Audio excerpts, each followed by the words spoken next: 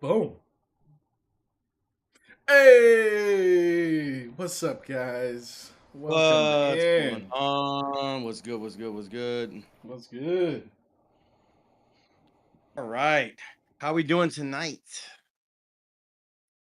Doing pretty good, man. Doing pretty All good. right. hmm That delayed response worries me a little bit. Blink if you need help. Oh, dear God. It's worse than I thought. My name is Austin, My name is Josiah. and we are the So, Super my brother. So, there'll Cinema be no others than us. Will Bro. be the only. All right, let's Mm. get on into it, All brother. right. Let's lock in. How are we doing this evening, ladies and gentlemen? I Welcome, can't. I welcome, can't. one and I'm all. too old. I'm too old to use that terminology. But you know what? Look. You did it. We've done it. We're locking in.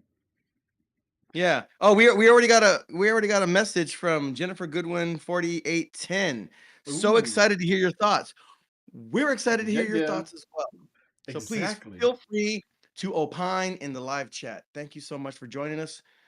We look forward to having you, We will do our Mr. best to, yeah, get to your messages. Typically, the way we run it is answering more or less right away once we catch it. That said, we will try to answer when there's like a, I don't know, not denouement, just a little break, and it's maybe every like 5-10 minutes we'll catch on up. Yep. Welcome in, Something like Jennifer. that. Great seeing you. Yes, welcome, welcome. All right, Mr. Josiah, which movie do we have on the docket this evening? Today, oh day, we speak about Wicked for Good. It is the Or second of a two-part movie series. the second installment. This is Mm-hmm. correct. Yeah. All right. So, right now we are entering spoiler-free territory. So, I will kick off spoiler-free territory. I will give a brief synopsis of this film and we'll do our kind of our normal pattern and we'll get into it. Yeah. So, this week I will read the plot synopsis. Wicked for Good continues the story of Elphaba Throp, now known throughout Oz as the Wicked Witch of the West after defying the wizard. Operating from a forest hideout, Elphaba continues her fight for animal rights while evading capture from the wizard's forces. Meanwhile, her former friend Glinda, it's pronounced in the movie, has become the wizard's spokesperson and is engaged to Fiero Tiglar, now captain of the Gale Force. As tensions escalate and the newly completed yellow brick road symbolizes the wizard's expanding control, Elphaba must navigate a web of conflicting loyalties, including a complicated visit to her sister, Nessa Rose, who has become the governor of Munchkinland and rules with an increasingly authoritarian hand. This film explores themes of power, propaganda, and the cost of doing what's right in a society built on lies. As Elphaba's determination to free the oppressed animals of Oz brings her into direct conflict with the wizard's regime, the story examines how good intentions can be twisted by those in power and how friendships are tested when people find themselves on opposite sides of a moral divide. The narrative weaves together the familiar elements of the classic Oz story with deeper questions about identity, sacrifice, and whether redemption is possible when the world has already decided who you are. All right. Thank you. Very, very. That was pretty good. It was Yeah, pretty less good. less less spoilers this time for the Yeah. situation. Um, yeah, I think it's okay. All right. So now we kind of have an idea a broad view of what the film is about. From a broad view, Josiah, what was your takeaway when you walked out of the theater? What was your takeaway of Wicked for Good? It was good. I did have a lot of fun with this movie. Yes, yes, we will hear it all, Matrice. Thanks for dropping on by. Yeah, Oh, what's look, going on, look, Matrice? I'm, look, because of the reasons of my upbringing, which was admittedly much better than Elphaba and Nessa Rose's. I have a very soft spot for the Hollywood movie musical.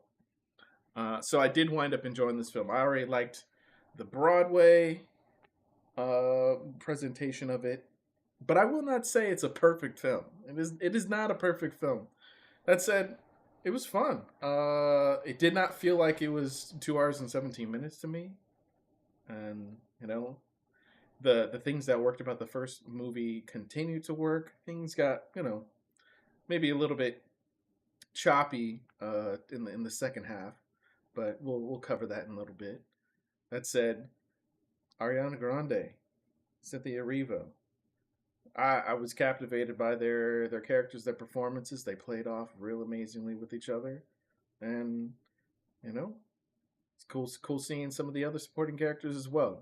Could have been a little bit more for them in some ways, but yeah, overall enjoyed watching this film. I thought it was a fun film to watch in the theaters. How about you, man? Yeah, my first thought was, man, once again, Industrial Light and Magic comes through with the special effects. Mm. And apparently they had a big budget. And I think it's because they took money away from the catering. Ariana, go get you a sandwich, a big one. You We'll you get heard into it. that she wanted a sandwich the entire movie, right? The entire filming. They're like, no, we don't have the budget for that. I tell you, man, Yeah. the slashing and cuts of Hollywood is ridiculous. Is this a food truck for ants? That truck needs to be at least twice as big. That was my takeaway. Okay, Um, yeah, we'll get into it. We'll get into it. we We'll get shall. into all of that because I just have some thoughts on that. But once again, Hmm. shout out to Industrial Light and Hmm. Magic, ILM. Let's go. Hmm. Um, Yeah. okay, commentary aside, I thought this was a solid sequel. If you liked the first one, you are going to really like this one. Hmm. It's a solid sequel. The songs are just as good, if not maybe marginally better. Although I tend to like tune out and zonk out a little bit during musical time when they start singing. I'm like, all right, I kind of start to nod off. I don't think that's the It's the fault of the best moment. movie. It's the best time, though. I did have a big lunch, and Okay. so Yeah. and it's the afternoon. Like I don't know, Okay. Okay. So I you don't saw the know. movie around 2 or 3 p.m. when we have our natural dip in energy. Yeah, Didn't so chug a coffee to pep yourself up. I probably should have. That would have actually. I don't know why I didn't think of that in the time. Anyway, um, but yeah, yeah, I thought it was as entertaining as the first one, and I thought the first one was pretty entertaining. It you know what it really makes me feel? It makes me feel a little bit of nostalgia and remorse that I didn't see my friends perform this in high school Oh, when Wicked fascinating. was in my was being there was let me start over because I'm fumbling over my thoughts and my words. In high school, I was friends with a lot of music slash drama drama nerds, The drama theater people. kids. The theater kids. I was Hmm. never in theater. I ran track. Hmm. I was never in theater. It didn't have any interest for me at the time. But I was friends with a lot of them. I had classes with a lot of these folks and I got along quite well with them. I even remember being invited to check out a production or whatever. But for me, it was like, oh, this isn't my thing. My thing is like, I mean, if it's not a Dragon Ball Z theater production, then I got nothing for you. Unfortunately, I remember seeing posters around my high school for Wicked. I was like, "What's that all about?" It looks like witches. I'm not really into witches. I had no idea what it was about. Like none at all. None whatsoever. Wow, they jumped And on now it really like, fast. That's good on your high school. yeah. Uh, I really wish that I had gone seen a play. Number one, to support my friends, and number two, just to kind of like broaden and expand my horizons. I didn't do that. That's not where I was in high school. Like I said, it was Dragon Ball Z and Saturday anime on the Sci-Fi Channel, if that dates me appropriately. Mm. So, I was I into what mean, I this was this into, this this and should date me appropriately as well. yeah. Fighting evil by moonlight, Moonlight community college by by daylight. daylight.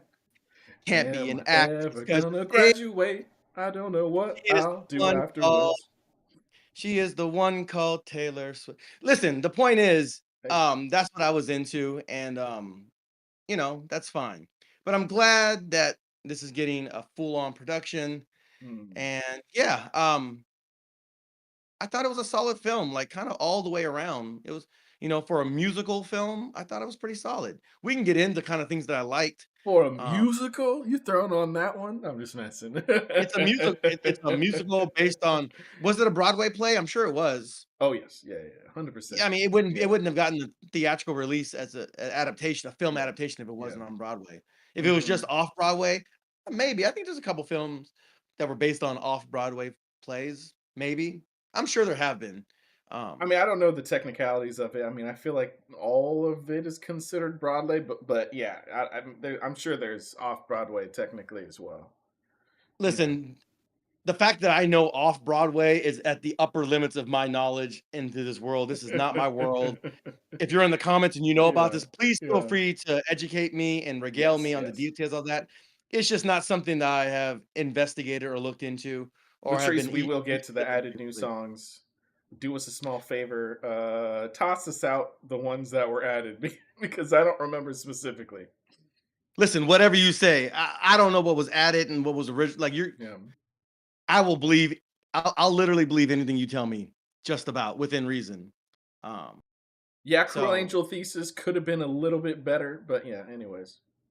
Bro, okay, this might have, if they had done Cruel Angel, Sankoku na tenshi no yori, Mm, mm. hinari-nara, du-du-du-du-du-du-du-du-dun. Oh man, if they had done that in the movie, oh, standing ovation, standing on my tippy toes. All right. Mhm, mhm, For those of mhm. you who don't know what Cruel Angel Thesis is, it's a song that was the theme song for the popular and very controversial Japanese animation that goes by the name of Neon Genesis Evangelion.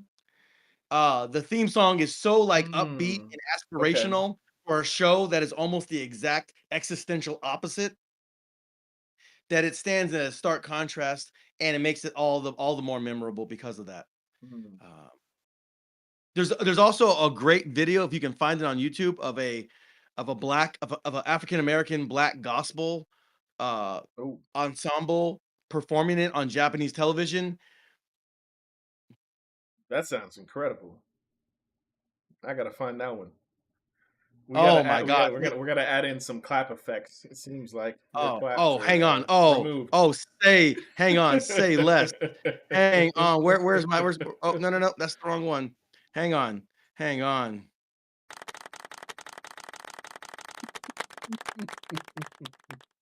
All right. So yes, All right, if so that song Matrice was hit us in there, back. I would have been amazed. That would have been amazing. One day, maybe. No Place Like Home, Girl in the Bubble. Apparently, they are new songs. Thank you, Matrice, for adding those in. Yeah, we'll cover those. Not audio lyrical professionals necessarily over here. That again, then again, Austin has last time shown us his capabilities within the spoken word. So yeah, he It's may called have. hip hop, Messiah. What are you talking about? It's not the slam diggity. Oh, That's not what the stop. kids be Please. talking Okay. about. All right. Moving on. Moving on.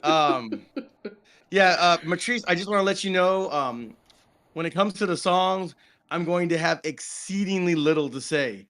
Um, Not just because I don't know what songs were added and what were from the original, but I'm going to be leaning heavy on Josiah for those parts of the review. Just so you know. I mean, it's not like we were watching 8 Mile or something. So I mean, I'm Mm. afraid my commentary is gonna be like, yeah, it was a song. They sang it. So um, Hey, look. yeah, I will try. And you're putting all the pressure on me. Um, yeah. you know, I will talk about the bust out my experience. diva. Okay, we'll get into this. I'll talk about the experience of like watching songs being performed when you don't already know the words Mm, and some of the challenges that creates. okay. We'll get into Yeah, that. We'll get into yeah. that. But yeah, overall, this was a very solid sequel. This is a great sequel. Is it Godfather 2? Is it Welcome in Empire Strikes Alias. Back? Slam diggity, yeah. Uh, We try here. no, no, but this is pretty good. Alias, Fresh is in the building. Let's go. All right, that's my man Alias Fresh. Big shout out to Alias Fresh. He's a big supporter of the podcast. What's good? How you living? How's life living you? All right. So Hmm.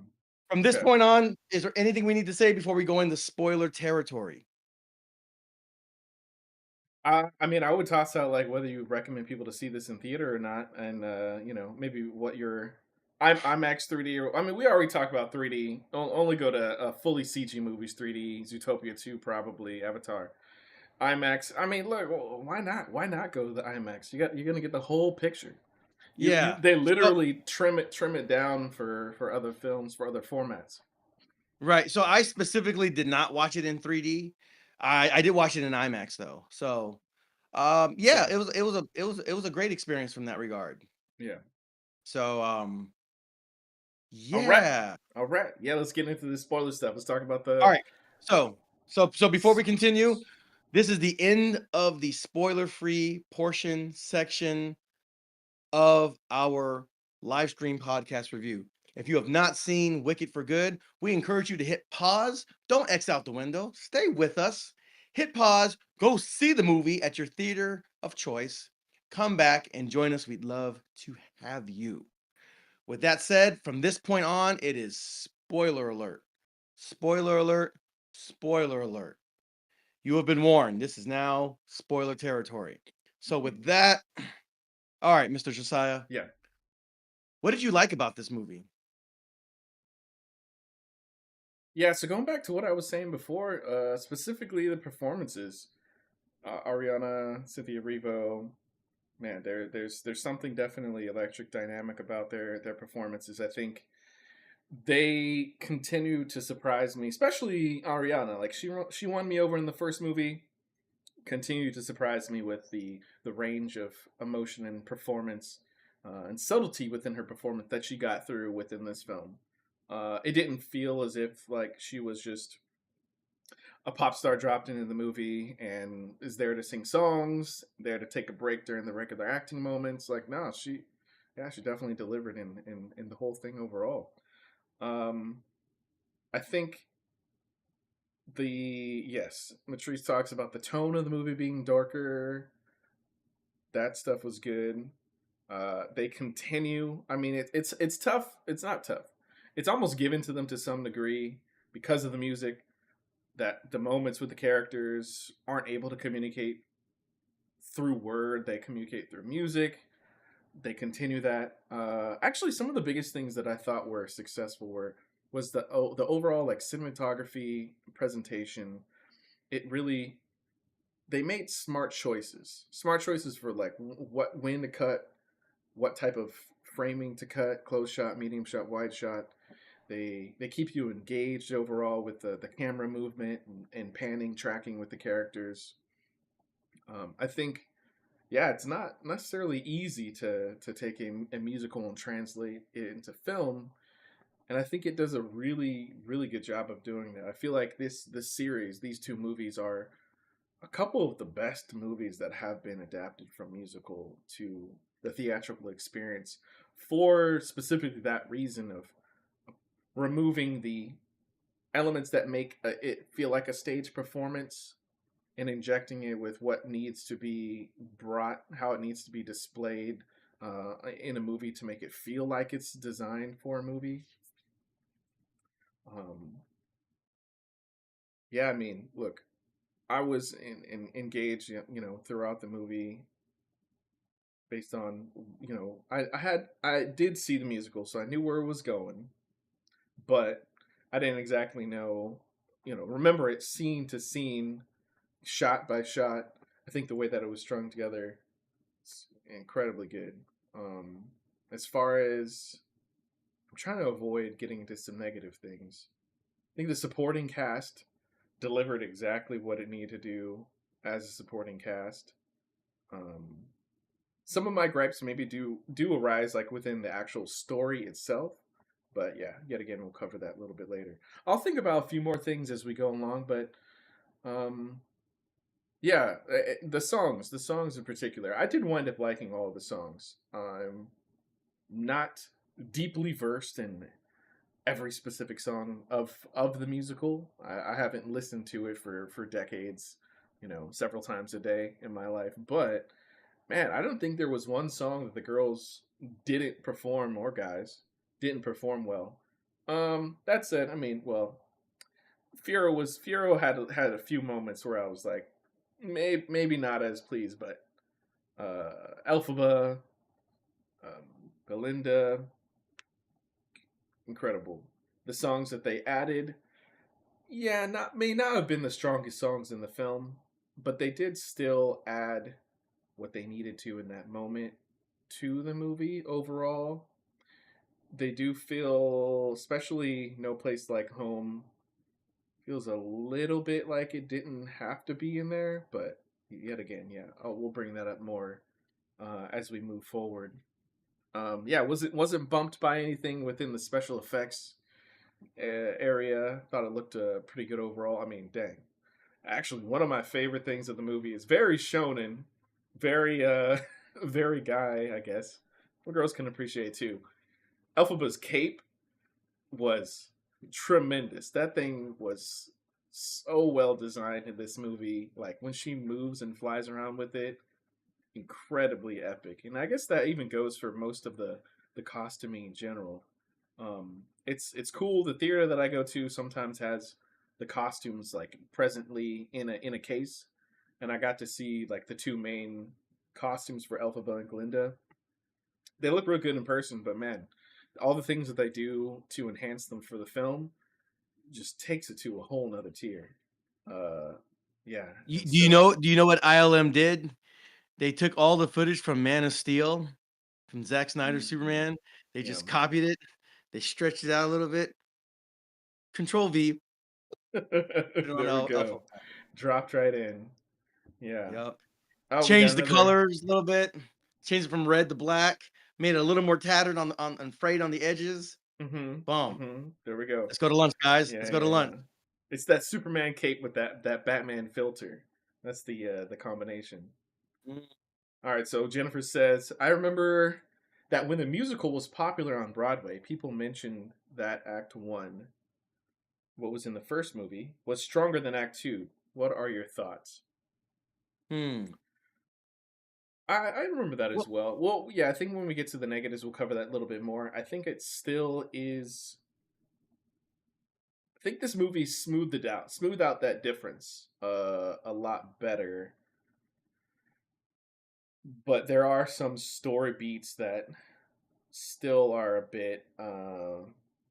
bit rushed, especially in the second half of the movie. But yeah, yeah. uh, I feel like thematically and tonally, just to answer I feel like this movie is a continuation of the last third of the first movie. hmm Like, it hmm just keeps that same tone with the hmm exception of the very end, which is basically the same scene from the beginning of the first movie, so it kinda bookends it that way, hmm um, and it gets into something that I actually really like. I'll get into it in my section, but yeah, yeah, just to answer your yeah, question, I feel hmm like I don't know, I felt like it was pretty solid. It didn't I felt like, it kept the same tone, kind of the darker there's an undercurrent of things aren't okay that you got hmm at the last third of part 1, and they just kept riding it until basically the last few scenes of this movie Mhm. when everything Yeah. gets resolved, kind of like the Yeah. epilogue. Mhm. Yeah. Definitely. Yeah, biggest strength of the movie, like I said, biggest thing I like is Ariana and Elphaba together on screen work incredibly well. I cared way more about their relationship than Elphaba's relationship with Fiero. That was important too, but like way more interested in the girls' dynamic together and time they spent together on screen. Um, Mm. that was yeah, from casting to performance to all of it to editing, knocked it out of the park as far as the main two being on screen together. Well, tell me some things you liked about this movie, man. Yeah, so first of all, on that point, I agree. Erivo and uh, Grande. Grande, Urbano or Bado. She has a hyphenated last name now. Oh, I did notice that. Yeah, I forgot what it She, was. yeah, she's married. I guess she's married now or whatever. So yeah, their chemistry really, really Butera. worked. Utera, yeah. Hmm. I think it worked in the first movie, and so I'm of the belief that they were working on just one giant movie and they just cut it in two parts. And so I'm pretty sure they were making they're just making the whole like the Lord of the Rings. They're just making like one giant movie and then they cut into Hmm. three parts. Seems to be That's a how great way to that's go about it. Like, yeah. and the set decoration and costuming, It nothing keeps fell off. everything Yeah. it keeps everything consistent. So like that's Hmm. probably the way to if you know you're gonna make a multi-installment movie, just do it all at one time. Don't let a whole lot of time pass in between it because then it's harder to keep that uh thematic fortitude. So yeah, I think they did a really good job on that. I actually like that they kept some of the more disposable side characters to a minimum because they annoyed me in the first one. Hmm. Namely, Galinda's her entourage. Okay. Yeah. Um, Hmm. I complained in the first movie that the gay Asian dude, he wasn't really a character. He was just a caricature of flamboyant homosexuality, but that's all it was. He wasn't a person with thoughts or whatever, he was just a robot, and every time he was on camera, he was like, "Alright, I need to be extra gay now," like, "Alright, like, are you a person? Do you have any thought like, are you just" there's nothing to him, and so, like, if they weren't gonna give him any real character development, if they weren't gonna make him an actual person and just a gay stereotype, then I'm glad they kept it at an absolute minimum in this movie, because Fanny they and weren't Shin Shin. yeah, Yeah. like, if they Fanny. if they weren't Hmm. gonna if they weren't gonna make him a real person, if they weren't gonna give him any real humanity or substance other than a stereotype, then I'm glad that they just kinda kept it super short, super quick, and got him out the paint immediately. So I'm glad for that. That's a minor note.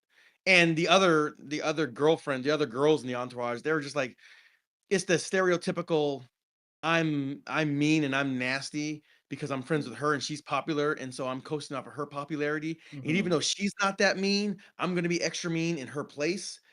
The mean girls thing. I was like, all right, I've seen this a million times before. I don't need to see that anymore. I'm glad to see that all go away. So I'm glad that they kept that to a bare minimum in this movie.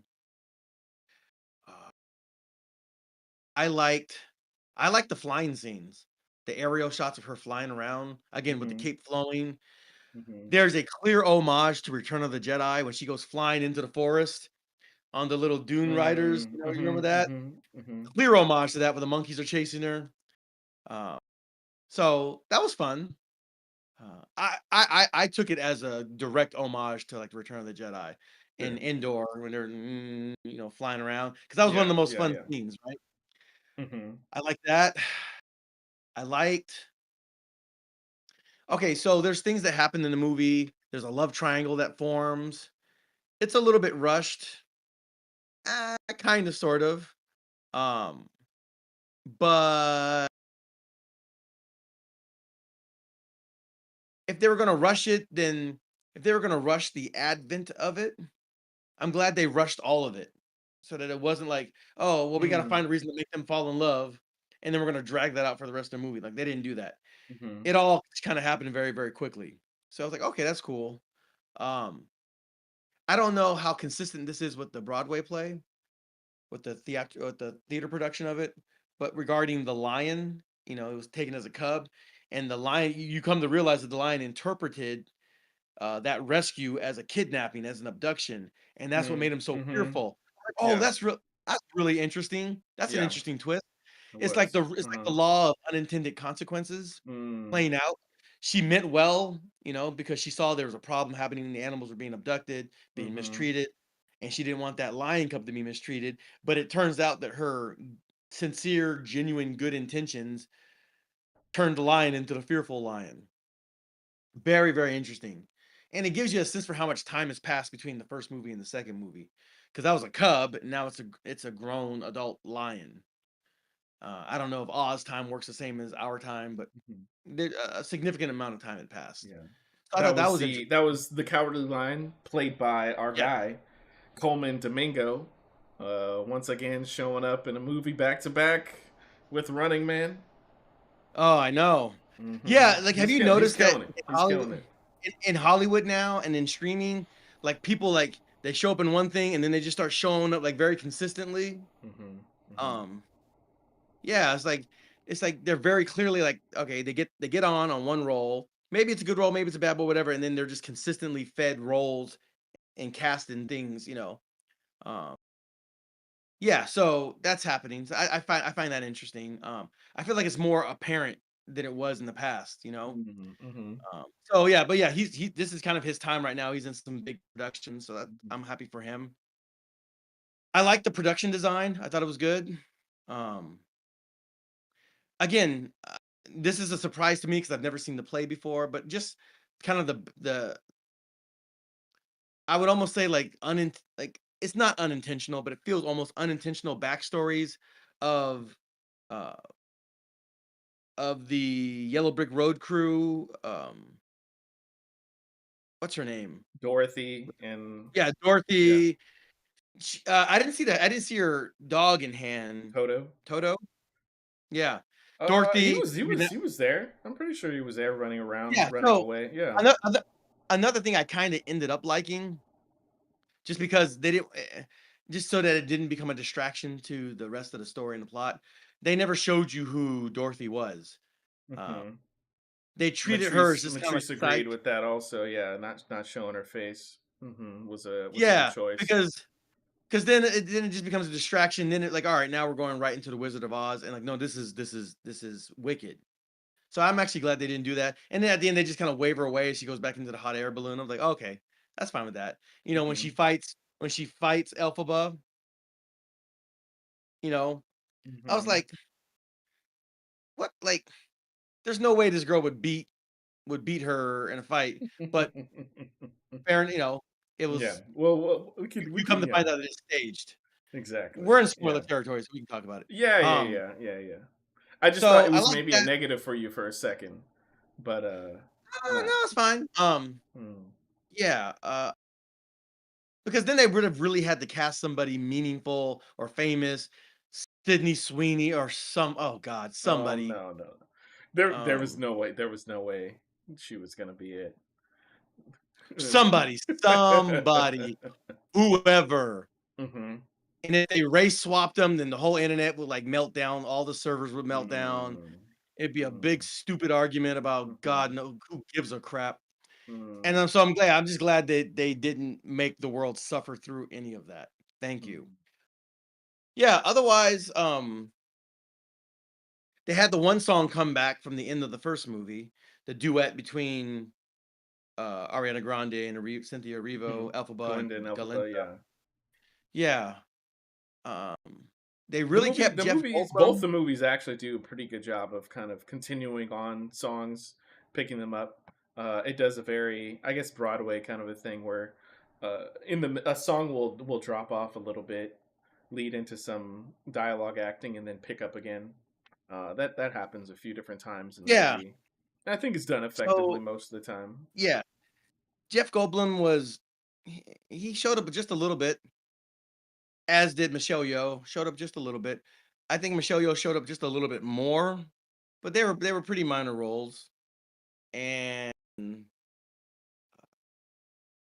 but they did a good job. I mean, all the acting was pretty Yeah, solid. Goldblum was great as Oz, honestly. Yeah, he brings his own, quality of acting. That he winds up trying to chew the scenery a little bit with, drawing things out in his performance. I think it works overall for who Oz is. I was a little surprised by his singing. This time was a tad bit better, or was just Yeah. executed a little bit Oh, better. But he is likable. um, He is likable as a person. So yeah. I think it's very very So good that they choose him. yeah, so there's that. And then yeah, I just kind of like this. I like how they tied certain things together. Like, oh, that's how the flying monkeys, the winged monkeys, end up being on Elphaba's side. Oh, okay, Hmm. that's cool. Hmm. This is how this is why she wanted the shoes back from Dorothy. Uh, okay, question. Yeah. In the play, in the Wizard of Oz movie, those shoes are bright red. In this movie, they were Mm. like silver. They were silver. Is that an intentional thing? Was there a reason why they didn't make them red? Were they not supposed to be red? I was wondering about that. But yeah, that's something that I didn't remember. I feel like in the musical they made them red from the get Okay. go. I mean, this when they like in this movie, yeah, they were silver, and then as she was like forming them, they got all red, and she said her feet Or were like as burning. she was floating, yeah, as she was Yeah. floating, they turned red. I'm like, all right, but they didn't Okay. stay red. Matrice says they're silver in the book. Ah. Oh, Uh, okay. they're silver because it's based off of the book. So I'm guessing it's the Wicked book that the musical was based off of. I guess there's silver in Right. that. Um, or is it silver in the Wizard of Oz was the book? And it's an MGM issue 2. Oh, they're cooperated to MGM. Okay, Okay. so they All got a right. glow. They got a glow red. Fascinating. You Hey, know what? That makes a lot of hey, sense. studio Yeah. politics. All right, I interesting. that is I mean that is a very good catch because yeah, it did throw me a little bit when you see Dorothy walking away with them. They like, Yeah, I oh, was they're like, silver. I It's like, know those were oh red. yeah, I you know know those they're were red. supposed to be red. Right. Okay, so Jennifer also said the book this musical is based off of was written because the Wizard of Oz book went into public domain. That makes sense. ah However, the movie is not in public domain. ah interesting. Okay, Yeah, okay. So MGM, I'm sure then still from holds what all the I'm rights. reading, it sounds like the original book was silver. The book before of Wicked, before the musical, silver as well. The movie MGM made them red, so that's why they can't make them red Right. because the Okay. movie's not public domain yet. All right. So okay, so let me begin by saying that I'm sure one day there will be a Tim and Eric cut of this movie Mm. that's going to be amazing. But a thing that I actually liked because of how ridiculous it is there's Nessa, right? For some reason, Mm-hmm. she's out and about during this tornado, right? And Oh then yeah, yeah. the house falls the house falls on her. The- Oh, Bro, bro, that's Alphaba's sister, man. Oh no. the house falls I swear I wasn't laughing this hard in the theater. Now I'm just thinking about it. Oh my gosh. Oh man, this is worse than when Piggy got hit with the giant rock in You know Lord of the Flies. the best part of Oh that my gosh. is when Alpha Galinda's talking to Madame Morrible, and Madame Morrible's like, maybe it be that houses fall out of the sky every now and then. Wow, yeah. Okay, but no, but here's my favorite part of that whole thing, right? Like, so it lands on her. We don't see any of this, but we just see Yeah. Dorothy walking away with old girl's shoes. Like you don't even see her like excavated corpse or anything, or like the tatters of the wheelchair. She just walks. Oh, It's like, that would have been rough. bro, Oh no. like just think of everything that had to happen in order for her to procure those shoes off a dead woman's corpse. right? Like she's like they had to Mhm. go in there, they had to like move all the floorboard. Yeah. No, no, no, no, no, no. Bro, it's That wild. It's I wild. know it is wild. It is wild. It just she just gave him Technically, gave some random strange girl from out of the sky this dead woman's shoes. that's you know what that plays into Galinda's to be frank, like intelligence level. She was not meeting anything slanderous by doing that. Oh Yeah, yeah, she's a dingbat. She's a total yeah, dingbat. yeah. She's a ditz. And And it, so like yeah, just super bubble-headed. if you remember in the That little original bubble, film, yeah. the house is on top of her legs with the shoes. The shoes get removed, and then her legs like roll up and disappear. So that's why we don't see her body like hanging out from the bottom of the house. Bro, bro, when the chew cut, the super cut drops and the extended footage, oh my gosh, oh man, I can only imagine. I can only imagine. Okay, so One yeah, one that was little actually my detail that I did not catch though, maybe you guys in the chat did. Did Nessa have like black and white striped socks? Because I could have swore that Wicked Witch of the what was it East that sister is had like black and white socks, and then the red shoes. I didn't catch if Nessa had the black and white striped socks. yeah, I don't know. But that ended up being like one of my favorite scenes of the movie. Now they end up having like this kind of like bow staff fight with their the broom and the thing, Mhm.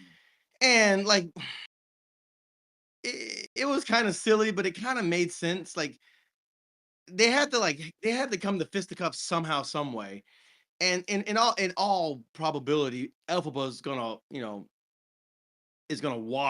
wash Galinda in any kind of fight, right? Yeah, yeah. It's not even close. I made it. Oh, they're wrestling, they're cat fighting or whatever. And then Fiero shows up and that's that, right? Um, but yeah, okay, there's a thing that I liked that was in this movie, and it was in the last movie. Actually, um, there's a scene, it's like a flashback scene. You saw it in the beginning of the first movie, where's Hmm. Elphaba and Galinda. At first you just see the two of When them. there were And kids. no, not when they're kids, but when they're in the grass field and they're just Oh hanging yeah. out, being Okay. friends. Sure, I sure. really like that. I thought that scene was emotionally resonant in the first movie. Mm, mhm. And then they expanded it in this movie where you see the Munchkin Lambro, Fiero's there. Nessa, Yeah. Fiero's there, and they're all walking to Mhm. like some tree and they're watching what Bach. is presumably the sunset. Yeah, Bach. Mhm. They're watching what is presumably the sunset. And they're just kind of hanging out. And I was like, okay, this kind of fits. The rest of them less so, but Galinda and Elphaba more so. Mhm. Like I just really like got a sense that they were really just kind of bonding and enjoying each other's company. Mhm. And the movie ends with that scene. But she like where Galinda's like whispering in Elphaba's ear. And I was like, "Oh, that's actually really fitting. I actually really like that. That really works for me." Yeah, it's very I I, sweet. I don't Mhm. know how close that is to theater or to the book or whatever. I have I have no frame of reference for that, but just watching it in the theaters, I I was don't like, "This I is don't good." think I don't think that scene happened that way, bookending Elphaba leaving. I tend to remember in the musical Elphaba leaves with Fiero. But I don't remember Elphaba coming back out to have like a flashback moment like that. So I think it was for the movie. Okay. Um, but yeah, Oh, other Matrice is than that, saying that scene mirrors the original poster art. Hmm. Did not actually notice that. That is a cool detail. the original poster art from the first movie, is that what Uh, we're talking about? yeah, it must have been the first movie, right? Hmm. Yeah, I'll have to go back and look at that. Hmm. But yeah, yeah. So I thought those were like really kind of like emotionally impactful little scenes. It's like Hmm. it just felt like they're just real people, just kind of like embodying. And again, it reinforces what works. The primary thing that works in this movie, which is the relationship between Elphaba and Galinda. Hmm. That Hmm. is the glue that holds this whole movie together. And Hmm. so Yeah. Uh, e- even when Fiyero chooses Elphaba and they leave together. Oh, that's right. So, okay, Matrice and Jennifer are saying the original musical poster. I do remember seeing that. Yeah, it's like, Oh, yes, yes, yes, yes. yeah, It's like a Glinda's silhouette whispering. of Elphaba. Yeah. Yeah, yeah. Mm-hmm. It's That like a it, it's it like a is a it is a faceless dope poster. Yeah, that silhouette. was that's an awesome That's what I catch. Yeah. that's what I remember seeing in high school, just like on the walls of the school and Yeah. in the hallways. Mm-hmm. Yeah. So Mm-hmm. yeah, yeah, yeah. Uh, oh yeah. So going back to what I was saying, like the scene, like so basically Fiyero chooses to be on the day of his wedding, which is wild, but chooses to leave Galinda and be with Elphaba, to the surprise of everybody. And that does cause a rift. Uh, and I can kind of get into that in the negatives, but like even despite the forthcoming negatives I'm going to talk about with that, Hmm. I still ended up believing that they kind of got along despite that. Mm-hmm. Mm-hmm. Um, so yeah, that I just speaks actually to the think it strength of was like it their was it chemistry. was actually, yeah. Sorry, finish. I'll add on. Yeah, I just think it speaks to the you know the chemistry they had on camera together. Um, even despite kind of the wonkiness of maybe the story or maybe the writing, Hmm. we can get into Mm-hmm. that. But like Yeah. somehow or another, like they came together and they're singing their duet together and everything, and it just kind of works. It just, for whatever Mm-hmm. reason, it just kind of worked for me. So I like that. And yeah, otherwise, yeah, I just like how things kind of came together. I mean, even the scarecrow, because I was like, okay, we're missing one of Dorothy's crew. Hmm. Oh, at the end, it's the scarecrow. Oh, okay, because she made that wish and she was doing this incantation of the spell, and then he's presumed dead, and then you see him like, oh, uh, uh, yeah. So that was interesting.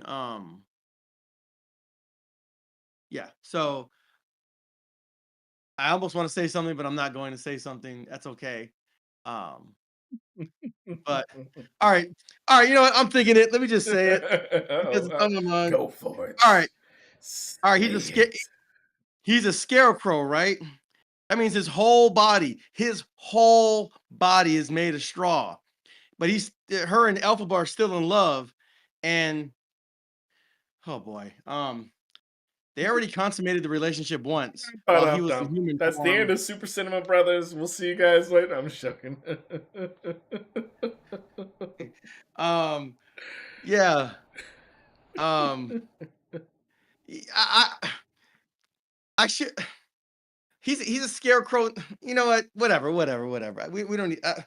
This is a question that doesn't really need to be asked. Hey, hey, look, I look. don't I don't need to know the answer to this question. Um, You know what? It's not the craziest thing that I've heard. My wife told me that people are joking about Elphaba and Fiero together make Dubai chocolate. Um,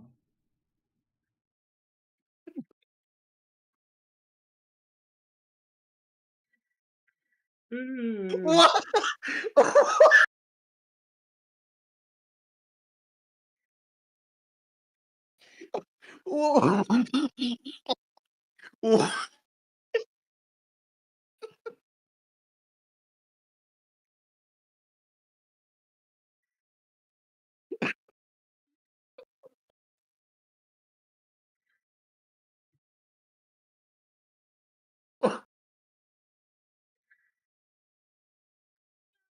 oh man. What? What in the world? Oh my god! What are we talking about? Oh my god! Oh my god! I don't even know what that means. Oh god! Oh man! You said Dubai and chocolate, and my brain went blank, bro. Oh my gosh! Oh, here I Oh am, was like, man. uh-oh, this is a scarecrow. How are they going to consummate this really? Oh, I don't want to know. I don't want to know. Oh my gosh. Oh, all right. All right. Merry All right, all Christmas, right. everybody. You did bring Oh, up the man. You did bring up just a little bit ago that bow staff fight between Elphaba and Glinda. I think typically that would be the kind of scene that might bump me out of the film, but they've earned that the relationship and the dynamic with each other so well that this thing that's almost like stepping out of the movie like a fun moment, it just yeah, it worked really well for me. Yeah. Yeah, and then you also covered, which I'll get to the spoilers as well. They very much made the choice that they didn't want to stretch out the conflict of that love triangle. Um, Yeah. they were really quick about Glinda saying he loves her, like real fast. And she, I mean, it's awesome. It's awesome having a film that or story that allows the characters to like not be caught up in that triangle and struggle with it. Like, I mean, dang, it's she was an incredibly emotionally mature woman to be like this guy that I was just engaged to left with her. He loves her. They it's okay for them to be together. Like it's crazy. One could argue that it's like not satisfying within the story to have it just done away with real fast. But I think based on the quality of the relationship that Elphaba and Glinda have, it could be believable. Yeah. Yeah. To me, it's kind of both a positive and a negative. So Mm-hmm. it kind of straddles both for me. Mm-hmm. Um, So with that, let's man, get into some of the negatives then. All right, let's do it. You want me to go okay. first, or you want to tackle some stuff? I'll go because I think mine's is probably shorter. Okay. All right. So as far as the negatives, all right. So the first thought in my head, back in the '90s, No Limit Records, so Master P, Silk the Shocker, they started making these like direct to video movies, and there's one starring Silk the Shocker, and he's in a he. These movies are super cornball, goofball movies.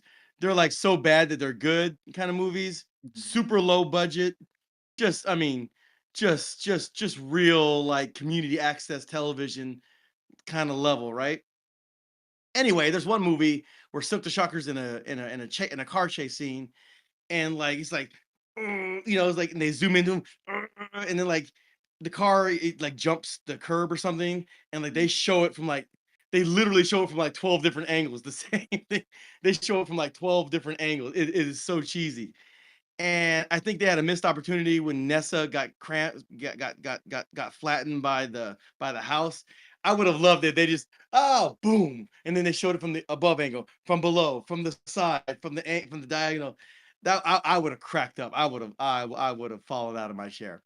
Um, and so I mean I mean I just thought of that right now, but as I think about it, it's like, man, that's a missed opportunity. I don't know if that's really a negative, but hey, that's just the first thing that came to me. Mhm. But beyond that, like I said, the love triangle, it was pretty rushed, which it's kind of a good thing and a Yeah. bad Before thing. you go too far, I think maybe connected to what you're talking about prior, Alias says, "Hey, they walked so tubing could run." Yes, yes, And yes, yes. So he's talking about like the No Limit B like community access movies, and now we have Tubi, which is like like Tyler Perry esque level yeah, of yeah, yeah, yeah, yeah, filmmaking. yeah, yeah. So like Hmm. they were the front runners. That's what he's talking about. Shout out to Alias. Mm. For those of you who don't know. And so, like this was Tyler Perry before Tyler Perry. No Limit Records, executive producer Master P, Silk the Shocker, and Auntie Tanya. Like it was like that. You know what I mean? I got the hookup is a classic. Yeah. And Latrice, Yeah, we'll yeah, get back to your comment on Dorothy. Dorothy just chilling in the dungeon. Yeah. yeah. Oh But yeah, yeah. But, yeah. Sorry. Continue though. let me just because I don't have a whole lot. So when you're watching musicals and they're singing, if you're not especially if you're trying to appeal to an audience that doesn't know the songs, which means they've never heard the songs before, which means they don't know the words to the songs, it is imperative that the diction and the articulation, Hmm. Yeah. if there's no subtitles, it needs to be crystal clear so that you know what's being said and that you can follow along. Now, for the most part, as long as you were paying attention, it was fine. There are sometimes there's like sound effects, other and there's music and other kind of noise or sounds going on that kind of obscures, especially when like it's like a big group or choir that's ostensibly singing. Mm. Like I can't really follow what the lyrics are. Um, it's kind of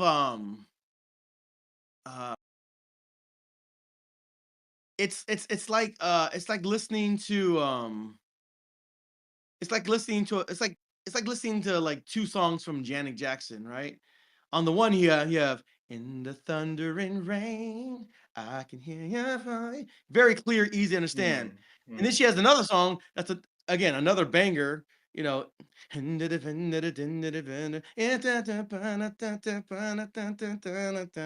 Now, if you know Janet Jackson songs, you know I'm talking about If I was your girl, the thing that Mhm. but like when she's the like if you're not reading the lyric sheet, you don't know what she's saying. Yeah. There's plenty Mhm. of Michael Jackson songs like that, you know, it's like, I'm tired of injustice. I'm tired of Yeah.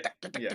Mhm. it's that phenomenon that I'm trying to talk about, right? Like, Mm. Yeah. I don't actually know what the words are being said, and so, like, that takes me out of the movie if the movie is relying heavily on musical performances, and if I don't very clearly understand the words that are being sung, then I'm like, all right, I don't even know what I'm listening to right now. I can kind of guess from context, but like I don't know, I don't know what they're saying, and I can't follow along with it.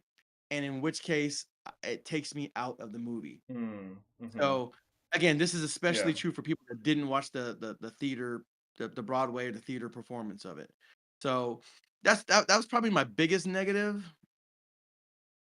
Uh, other than that, uh, yeah, I mean, it has all the strengths, I guess, and weaknesses of the first film, because I feel like it's Mm. just one long film, and Yeah. Yeah. so, Yeah. um, the first film was pretty strong, it was pretty solid, like I said, and this is a solid sequel, and so, I mean, the performances didn't get any better or worse because, like again, it's just the same performance, but the Mhm. performances were solid. Mhm. D Okay, did Ariana Grande get a little bit skinnier and more gaunt between the filming of You know, footage? surprisingly, I don't think so. I think it's been post potentially with the tours and stuff. Uh, Right, because Cynthia Erivo looked the same.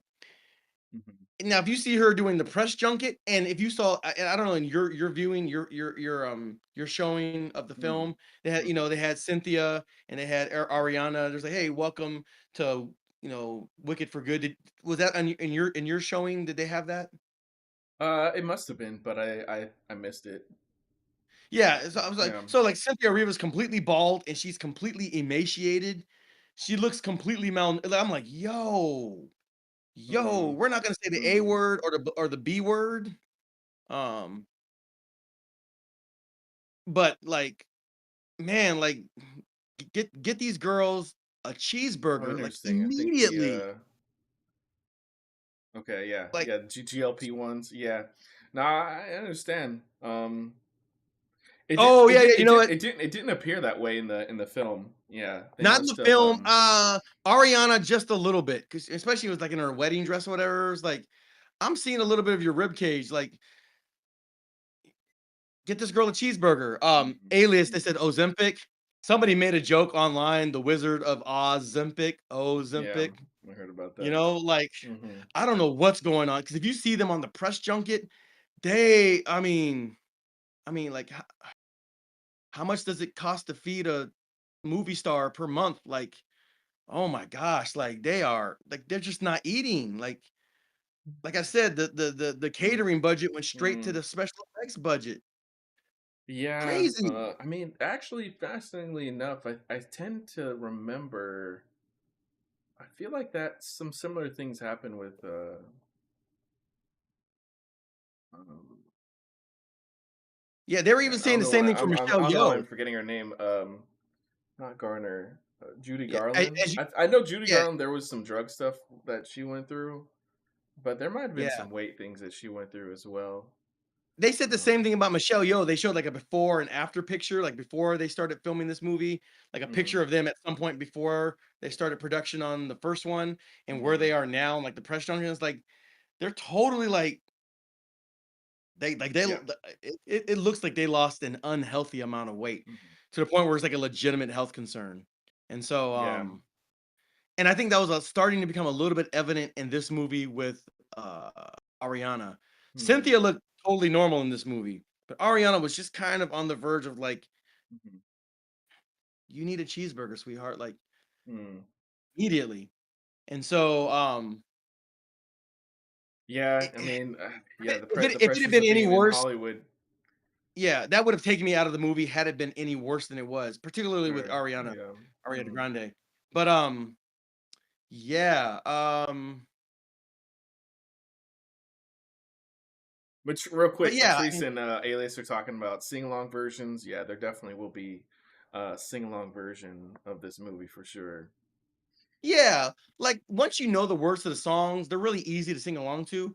I think some of them don't even really rhyme like that, so like you don't even have to worry about that.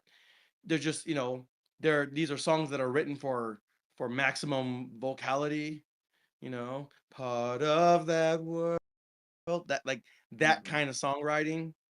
Um, very show tunesy. So Let me ask you. yeah. Yeah, it works. Let me ask you this: did you feel like the pacing uh worked for you across the entire movie?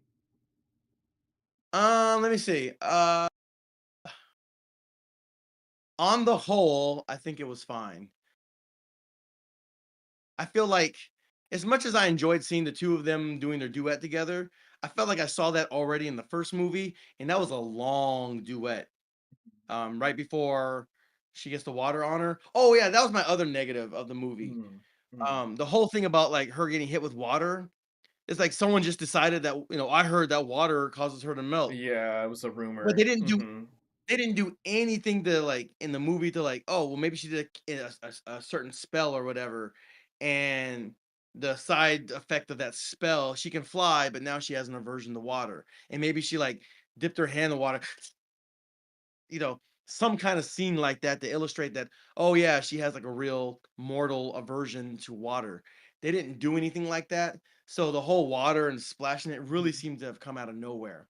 Now, Yeah, they couldn't have done anything with it because it wasn't true. because of real, yeah. Yeah. Um, so okay, so maybe I'll take that back because it ended up, like she just used that as a convenient way to fake her own death, basically, and escape. So Hmm. okay, that's fine. Um,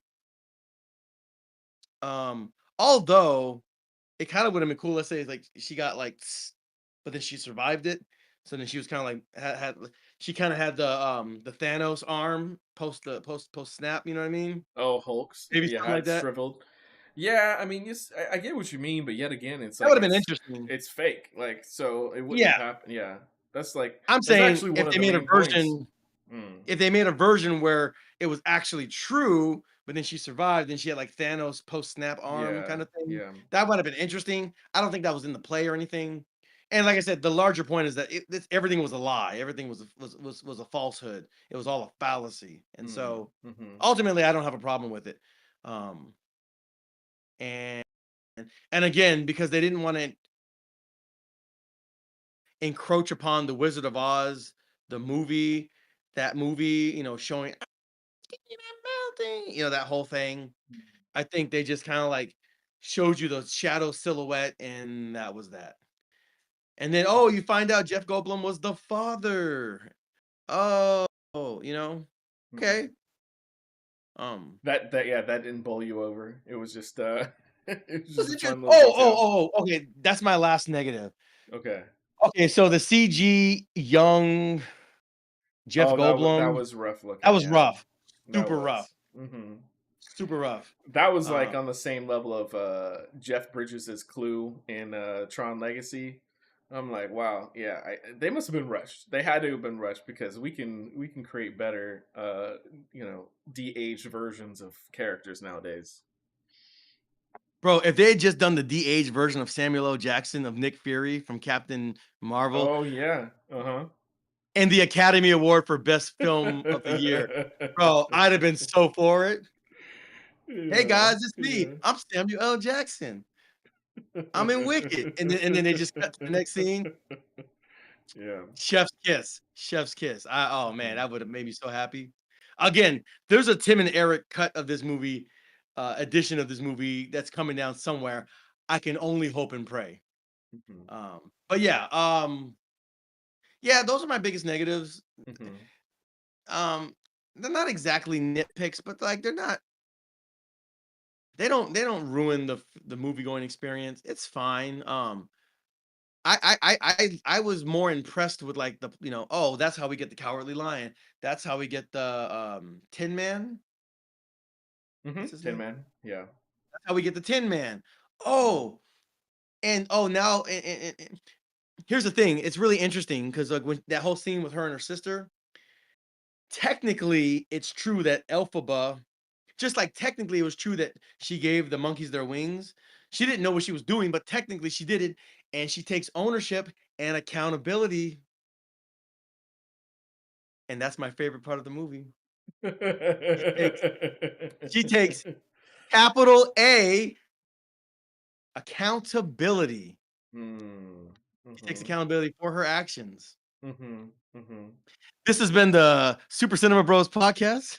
Likes it. Okay, let me jump off that a little bit. How did he start gaining back his ability to talk though? I don't think the movie really has any sort Wait, of who? explanation. The man, what was the name of the lead Was it the goat monkey? or No, no, no, no. So you're talking about the monkeys, the oh winged monkeys. Caesar from Planet of the Apes with wings? Okay, Andy Chistery, Andy Chistery. Serkis learned how to talk again? Yeah, yeah, yeah. So wasn't it okay? I'm trying to remember. Wasn't it in that first movie the like process that the magic that she uses on them is like rips them of their ability to talk or something like that? Gives them wings. It deforms them like in a way. Yeah. I'm not fully clear on that, but I could have swore it was like her using the grimoire on them, like stunted them in another way. Like it was a side Yeah. effect of her using the magic and not fully knowing the magic.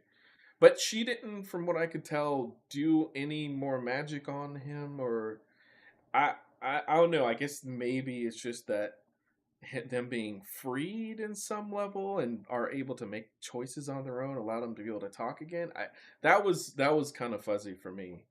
Yeah, it was for me. I know they kinda touched on it a little bit in the first installment, but if he never spoke in on the movie, I would have been fine. If he spoke a little bit, that's fine. It wasn't consequential enough for me personally to like Mhm. feel any kind of way about it. And keep it real is real Welcome 2026. back. Welcome back. Welcome back. Welcome back. Good to Yeah. see you. Thank we Hmm. appreciate your support Hmm. and your viewing. So your viewership, I should say. So welcome. Join the party. We got an active live chat. So yeah, Hmm. go ahead and get in there. Yeah. Um but yeah, yeah, I don't know, but it didn't bother me either one way or the Okay. other. I'm Yeah. more curious about like on the stage production of this. I Hmm. know was there somebody with wings and a monkey suit just walking like, oh man, like is that the role? Oh man, like I'm pretty sure. Yeah, I'm you pretty got sure the, that's. if you got that role, you're either really really happy or you're really really not happy. Um, Nah, they're having a blast with it. Like, yeah. yeah, all I right, mean, like especially okay, it's connected but disconnected. I mean, being able to dress up in costume and perform on stage, yeah, it's got to be an awesome thing. I think all those yeah, people love doing it. Um, that said, I get what you mean. It's like it's not a face roll, but hey, man, they're part of the magic. They're part of the fun. Yeah. yeah, So for the pacing for me, so I guess maybe one of the biggest. It's not necessarily a negative, but yeah, like the Lord of the Rings series, this movie is obviously directly connected to the first one. It's one movie, one story spread across the two. So you have to take that in consideration when you're thinking about it. Um, it's actually kind of crazy to think that the musical, the whole story, is done in less time than the first movie, like all completely. Um, but they're able to like jump from scene to scene. Yeah, the way he's executing the musical is pretty awesome. Strangely enough, though, for me, the second half of this movie pacing still feels like it's just like it's getting it done. It's getting things done. Okay, we need this scene. We gotta have the two back together. Let's skip to the next scene. Dorothy's released. Let's get to the next part. So Fiero's back with them. It felt like it was hitting things necessary, which is fine, but it just felt like time was jumping like exponentially in the second half of the movie. Like it felt almost like more natural pacing in the first half, but then they just needed to get things done. Like we got to hit all these beats. All right, make sure every beat, every scene like hits a very clear beat. And time was literally jumping. Uh, like the whole Wizard of Oz movie happens like in the second half of this film. I kept being super surprised like where Dorothy and crew were at. I was like, okay, they're going down the road. Oh my god, they're already at the Emerald City. Well, okay, all right then. Oh, they're showing up at her castle. Oh, okay, all right then. Yeah. It didn't feel like time was passing in a satisfying way. But that said, our main characters are Elphaba and Glinda, so the fact that they're focused on them is good. But maybe that also connects to one of my other negatives. I don't know that the like ultimate conflict in this movie, in this second part especially, it works better, yes, with the first one, but even with Lord of the Rings, everyone judges the film some degree individually as well. Conflict wasn't the primary concern of this movie. I think it was definitely the relationship and the dynamic between the two lead girls. But Oz, so I did like how Oz had his scene with Elphaba and Glinda, where he's smooth talking them, he's winning them back, he's winning them over. Glinda is completely like almost completely bought into his perspective. He's convincing Elphaba to turn to give up because she wants to on some level. I think that's done really well. I think Goldblum's performance in the song convincingly done. You wind up even as an audience kind of being like, "Oh, there I want to believe him. I want to believe him. I know I can't believe him, but I want to believe him." And when he's convinced to let the flying monkeys go, you feel like, okay, yeah, maybe he is willing to let this, like, I don't know, what was it?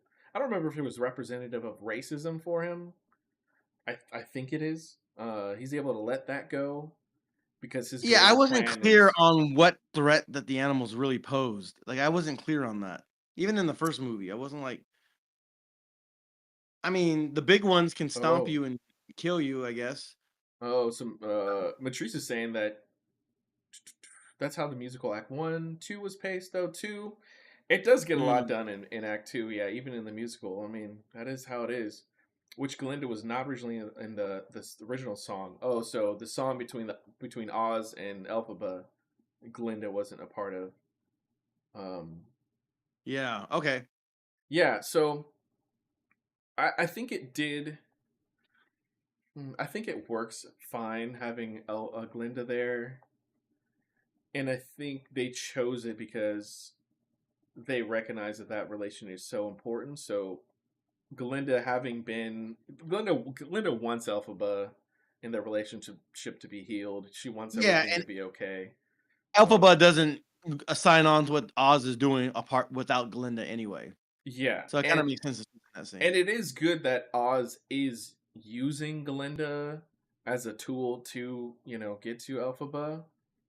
That makes it even more heartbreaking. So yeah, the director Chu added it to flesh out the movie more. Yeah, yeah, I think it was a good call ultimately for him to do that. But yeah, as you were bringing up, as what we're talking about here, the like core goal of the wizard. Uh, so if his core goal is just to stay in power, to be able to have everybody love him, praise him, follow him. All right, so trying to remember from the first movie, he had a problem with the animals, which is representative of him being racist or something on some level, or yeah, him being self conscious about something. I don't remember if he was like made fun of or whatever it is. It's just like a tool ultimately to control the population, because he wants everyone to love him and for him to just be in power no matter what. He's got complexes that he's making up for and stuff like that. Um, it felt like Ah, it was more important that that he was able to learn or use the Grimoire through Elphaba. And I feel like that should still be like the main thing that he's trying to achieve in this movie.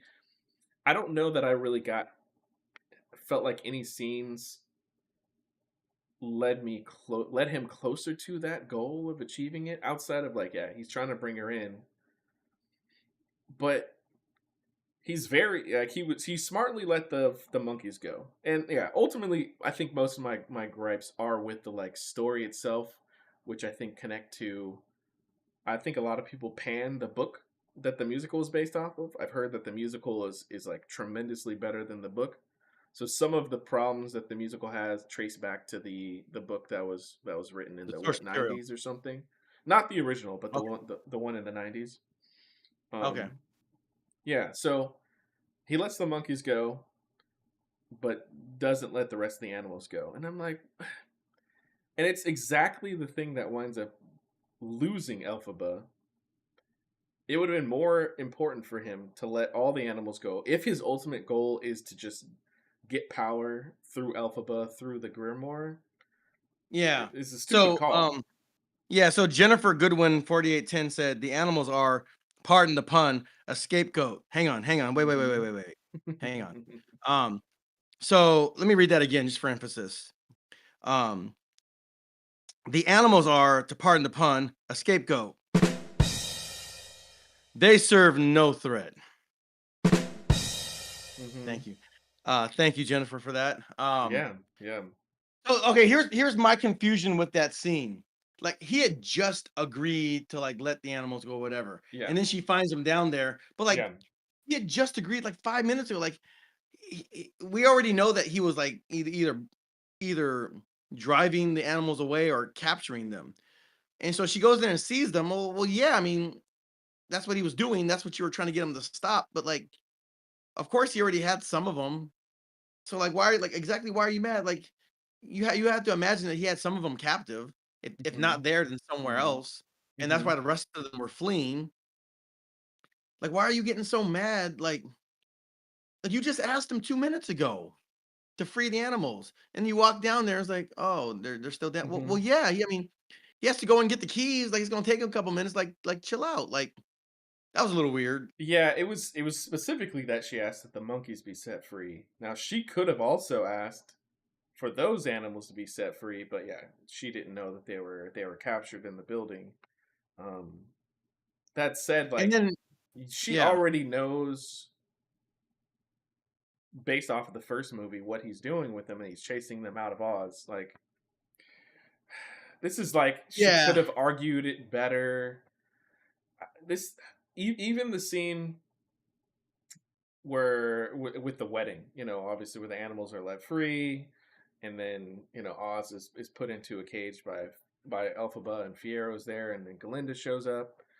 You have yet another moment in storytelling in which a character could easily say, "The wizards captured all the animals. Like that's why I just set them free. That's why they just ran through your wedding." But Elphaba's just quiet during the entire scene. I mean, they need to drive the characters apart. It's just these are the kind of things that like work better sometimes in a book or sometimes potentially on stage. But when you have all yeah, this time where Elphaba, who's like one of the most verbose characters in the entire series, just stays quiet and doesn't say anything about the conflict that is like happening right in front of her. I Yeah. mean, one could Eh, argue maybe she's surprised by Fiero like turning and wanting to help her out. I don't think so. It's just yeah. it's Yeah, a like plot convenience that's yeah, "Oh, frustrating. no, I didn't choose this, but I'm going along with it right now." He's like, "I'm leaving with you." Like, "I didn't choose this. I had nothing to do with this. We didn't pre-plan this. Hmm. I'm gonna go along with it anyway because I'm trying to smash." Like, that's basically what it came down to, you know?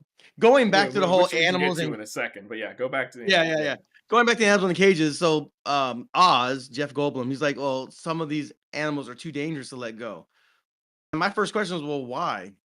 Why are these gophers too dangerous to let loose?" Like, that was not clear. It wasn't clear at all. Like, I don't you're not explaining this at all. You're just saying things, but you're not explaining why such things are so. You know what I mean?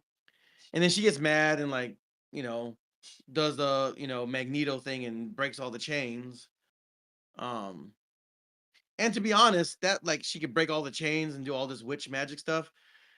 Going back to the her versus Galinda fight scene, Okay. that made it Yeah. to me a little bit more unrealistic because it's like, all right, Mm, well, you can do all this stuff. You can't just force push her away or something like that. I mean, you're flying up and down, but then she just runs and charges you and tackles you down to the ground. yeah.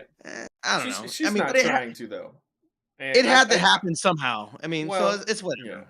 I did think about that also, but Elphaba wants their relationship to be mended. Like she's not trying to kill She, her, th- take her out, like or anything like Neither that. one of them really wanted to hurt the other one. They were just kind Yeah. of caught in this weird moment, and then they were upset at each other, understandably so. Hmm. You know, love triangle stuff. You know what I mean? Mm-hmm. Yeah. So Just a little bit. Just a little bit. As we said, it's not yeah, not very much, but a little bit. Um that little bit of storytelling was a little bit clunky. A little yeah. bit clunky. Yeah, Yeah. so as you were what were we coming what was it? Oh yeah. Yeah, so ultimately Oz's conflict. I don't know, I'm trying to like reflect on the moments in which he's like pushing forward his dastardly plan. And I mean, I do like how he winds up making a comment saying that truth doesn't matter. It's the the general consensus is like the world comes together and decides on something.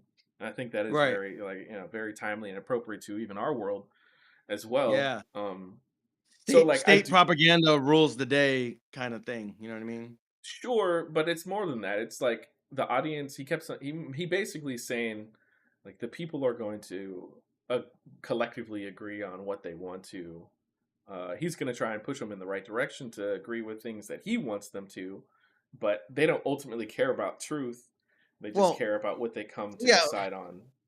What he says was like, even if I told them the truth, they wouldn't believe it because they want to believe this lie. Hmm. They Hmm. they believe the lie is more attractive and it's more seductive Hmm. than the truth is. So you can Hmm. tell them the truth and they will fight it tooth and nail because they don't want to believe the truth. They want to believe Yeah. the lie. And so Hmm. so when I say like state propaganda wins, it's because like it's the sexier option, the Yeah. sexier alternative. Yeah. And so uh yeah, Which brings me to the biggest thing that I'll say. I'm sure fans of Wicked already have a clear understanding of this, but this being like an alternate version of the Wizard of Oz, Matrice wound up mentioning earlier the way that this meshes with the Wizard of Oz. It's very intentionally not trying to perfectly align because, boy, Dorothy and her crew are completely lost, completely just going down the wrong path. They have no idea what they're doing.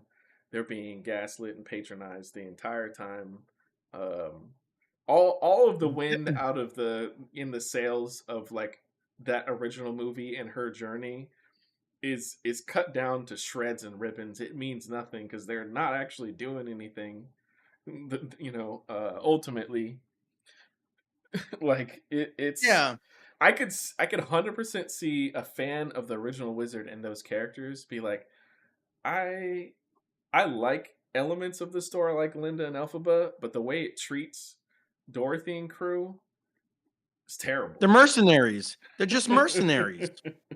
out for a Yeah, broom. Okay, the other thing I didn't get was like Michelle Yeoh's character. I forget her name, the head teacher, Madame Morrible. Yeah, Madame Marble. Like she knows what a doofus and what a dingus Oz is, and I don't know why she doesn't just take over things and run things yeah. herself. That is another frustrating thing in the story because it feels like almost every time you see her, like half the time she's just in her office standing around, like scheming and planning. Which, to be Right. fair, she in the office does this like omega level controlling the weather, and it's like, yeah, that's that's how you wind up getting the cyclone and tornado, all that stuff. But where is she really making her moves? Like, what is she really doing? Like, she's trying to keep Oz in power, and she's trying to like maybe at some point usurp Oz. Um, but you're talking about Elphaba and Glinda fighting, and Elphaba could just toss her to the side. The moment at the end of the movie where Glinda basically Oh, I guess arrests the Madame monkeys grab her. Morrible, Yeah, she didn't put up any you're fight. like, wait a second, you have power. Like Glinda has actively still no power or ability. I know ultimately it's not like about that like tangible fight. It's a like a victory on another level that Glinda's achieved, but technically within a story where characters have powers and abilities, she could just kill Glinda in that second. There's no reason for her to be surprised by the Yeah. monkeys coming to capture her. She was able to summon an Also, entire, world destroying cyclone. Like yeah. it's just it's such a weak Also, way to like to yeah. I know it happens in a similar way in the musical, but it's such a weak way to like deal with the threat. I Also, just yeah. yeah. Also, on top of that, if you're already going to be changing things from the source material, this was a total missed opportunity to have an Elphaba versus Miss Marble, witch battle, Mexican standoff, Yeah. face off. Yeah. You Mhm. know, it could have ended in a draw, like, I was about to finish you off, but now I must escape or something, whatever. It didn't have to necessarily be resolved, but like that would have been fun to see. She can, we got Storm over here and we got Kiki's delivery service over here. And like they could have, you know, they could have they could have come to fisticuffs if they wanted to. That would have been fun to see, Mhm. you know, just to kind of get a sense of who's more powerful, where does Elphaba stand, and the power ranking, whatever. That would have been interesting. They didn't Mhm. go in that direction. Yeah. Um, I mean, again, Jeff Goldblum and Michelle Yeoh were pretty severely limited in this movie. You didn't see a whole lot of them. So I would have liked to have seen that, but they had other ideas. So yeah. Yeah. I mean, it is satisfying because I like Linda that she winds up taking over. Matrice says, yeah, Morable's ultimately part of the propaganda wagon. Um, Hmm. Elphaba winds up opening up the door for Glinda to yeah step up and be the good that the world needs. Yeah. But Matrice also said, I think Elphaba seeing Dr. Dillman captured was the straw that broke the camel's back. Thank oh, thank it you. definitely was. Yeah. Thank you, Matrice. Um, hmm yeah, You're saying Fiera was involved? No. Anyways, yeah. So, funnily enough, it's actually kind of amazing that we're reviewing this movie a week after Running Man because there are actually some pretty distinct very big similarities parallels. between these Yes. two movies, and I State think, uh propaganda, huh, all that stuff, yeah. yeah, I think, and slight spoilers for Running Man. I think this movie actually does it better than Running Man does by the end of the story. I mean, they both paint the picture of the audience, like you're saying, wanting to believe what they want to believe. The entities and corporations amassing power, retaining power through manipulation of that audience, and the stories they put forward to them. Very things, yeah, things that are timely and real to what we're experiencing here. But I think one of the key differences is I think this movie handles it in a potentially more realistic way. At the end of that film, there's a groundswell, grassroots kind of gathering to overturn the powers that be. That does happen in this movie, but that one, the main character is more or less changes the world, and the world rises up against the entity. And this one, it very much does not happen that way. Elphaba does not get her moment of changing the world and living in a world that has been healed by truth. She winds up running away. Glinda winds up sticking around, trying to be the good that can help change. But Yeah, the Elphaba says people it of this world. specifically. Go ahead. Yeah, like she was saying, I have to be wicked so that you can be good. That's what she said. Yeah. So yeah. Yeah, like the people of this world, man, like what Oz had said, like if he had told the truth, they would not believe it. I see that completely going the way this movie goes. Elphaba, she gives up, but it's more so she knows that unfortunately there's not a way to change the world. So it's pretty tragic, that she Well, does she want believed she at does have to first that leave. there was a way to change it, which is why she went to the Emerald Yeah. City in the first place. Mhm.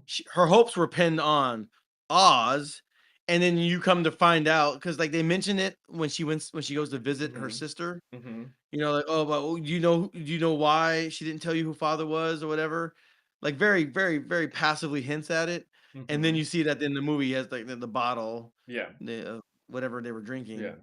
You find it was him, and then she realizes, I don't know how Galinda put that all together because I don't recall seeing that conversation take place between her and Elphaba. Yeah.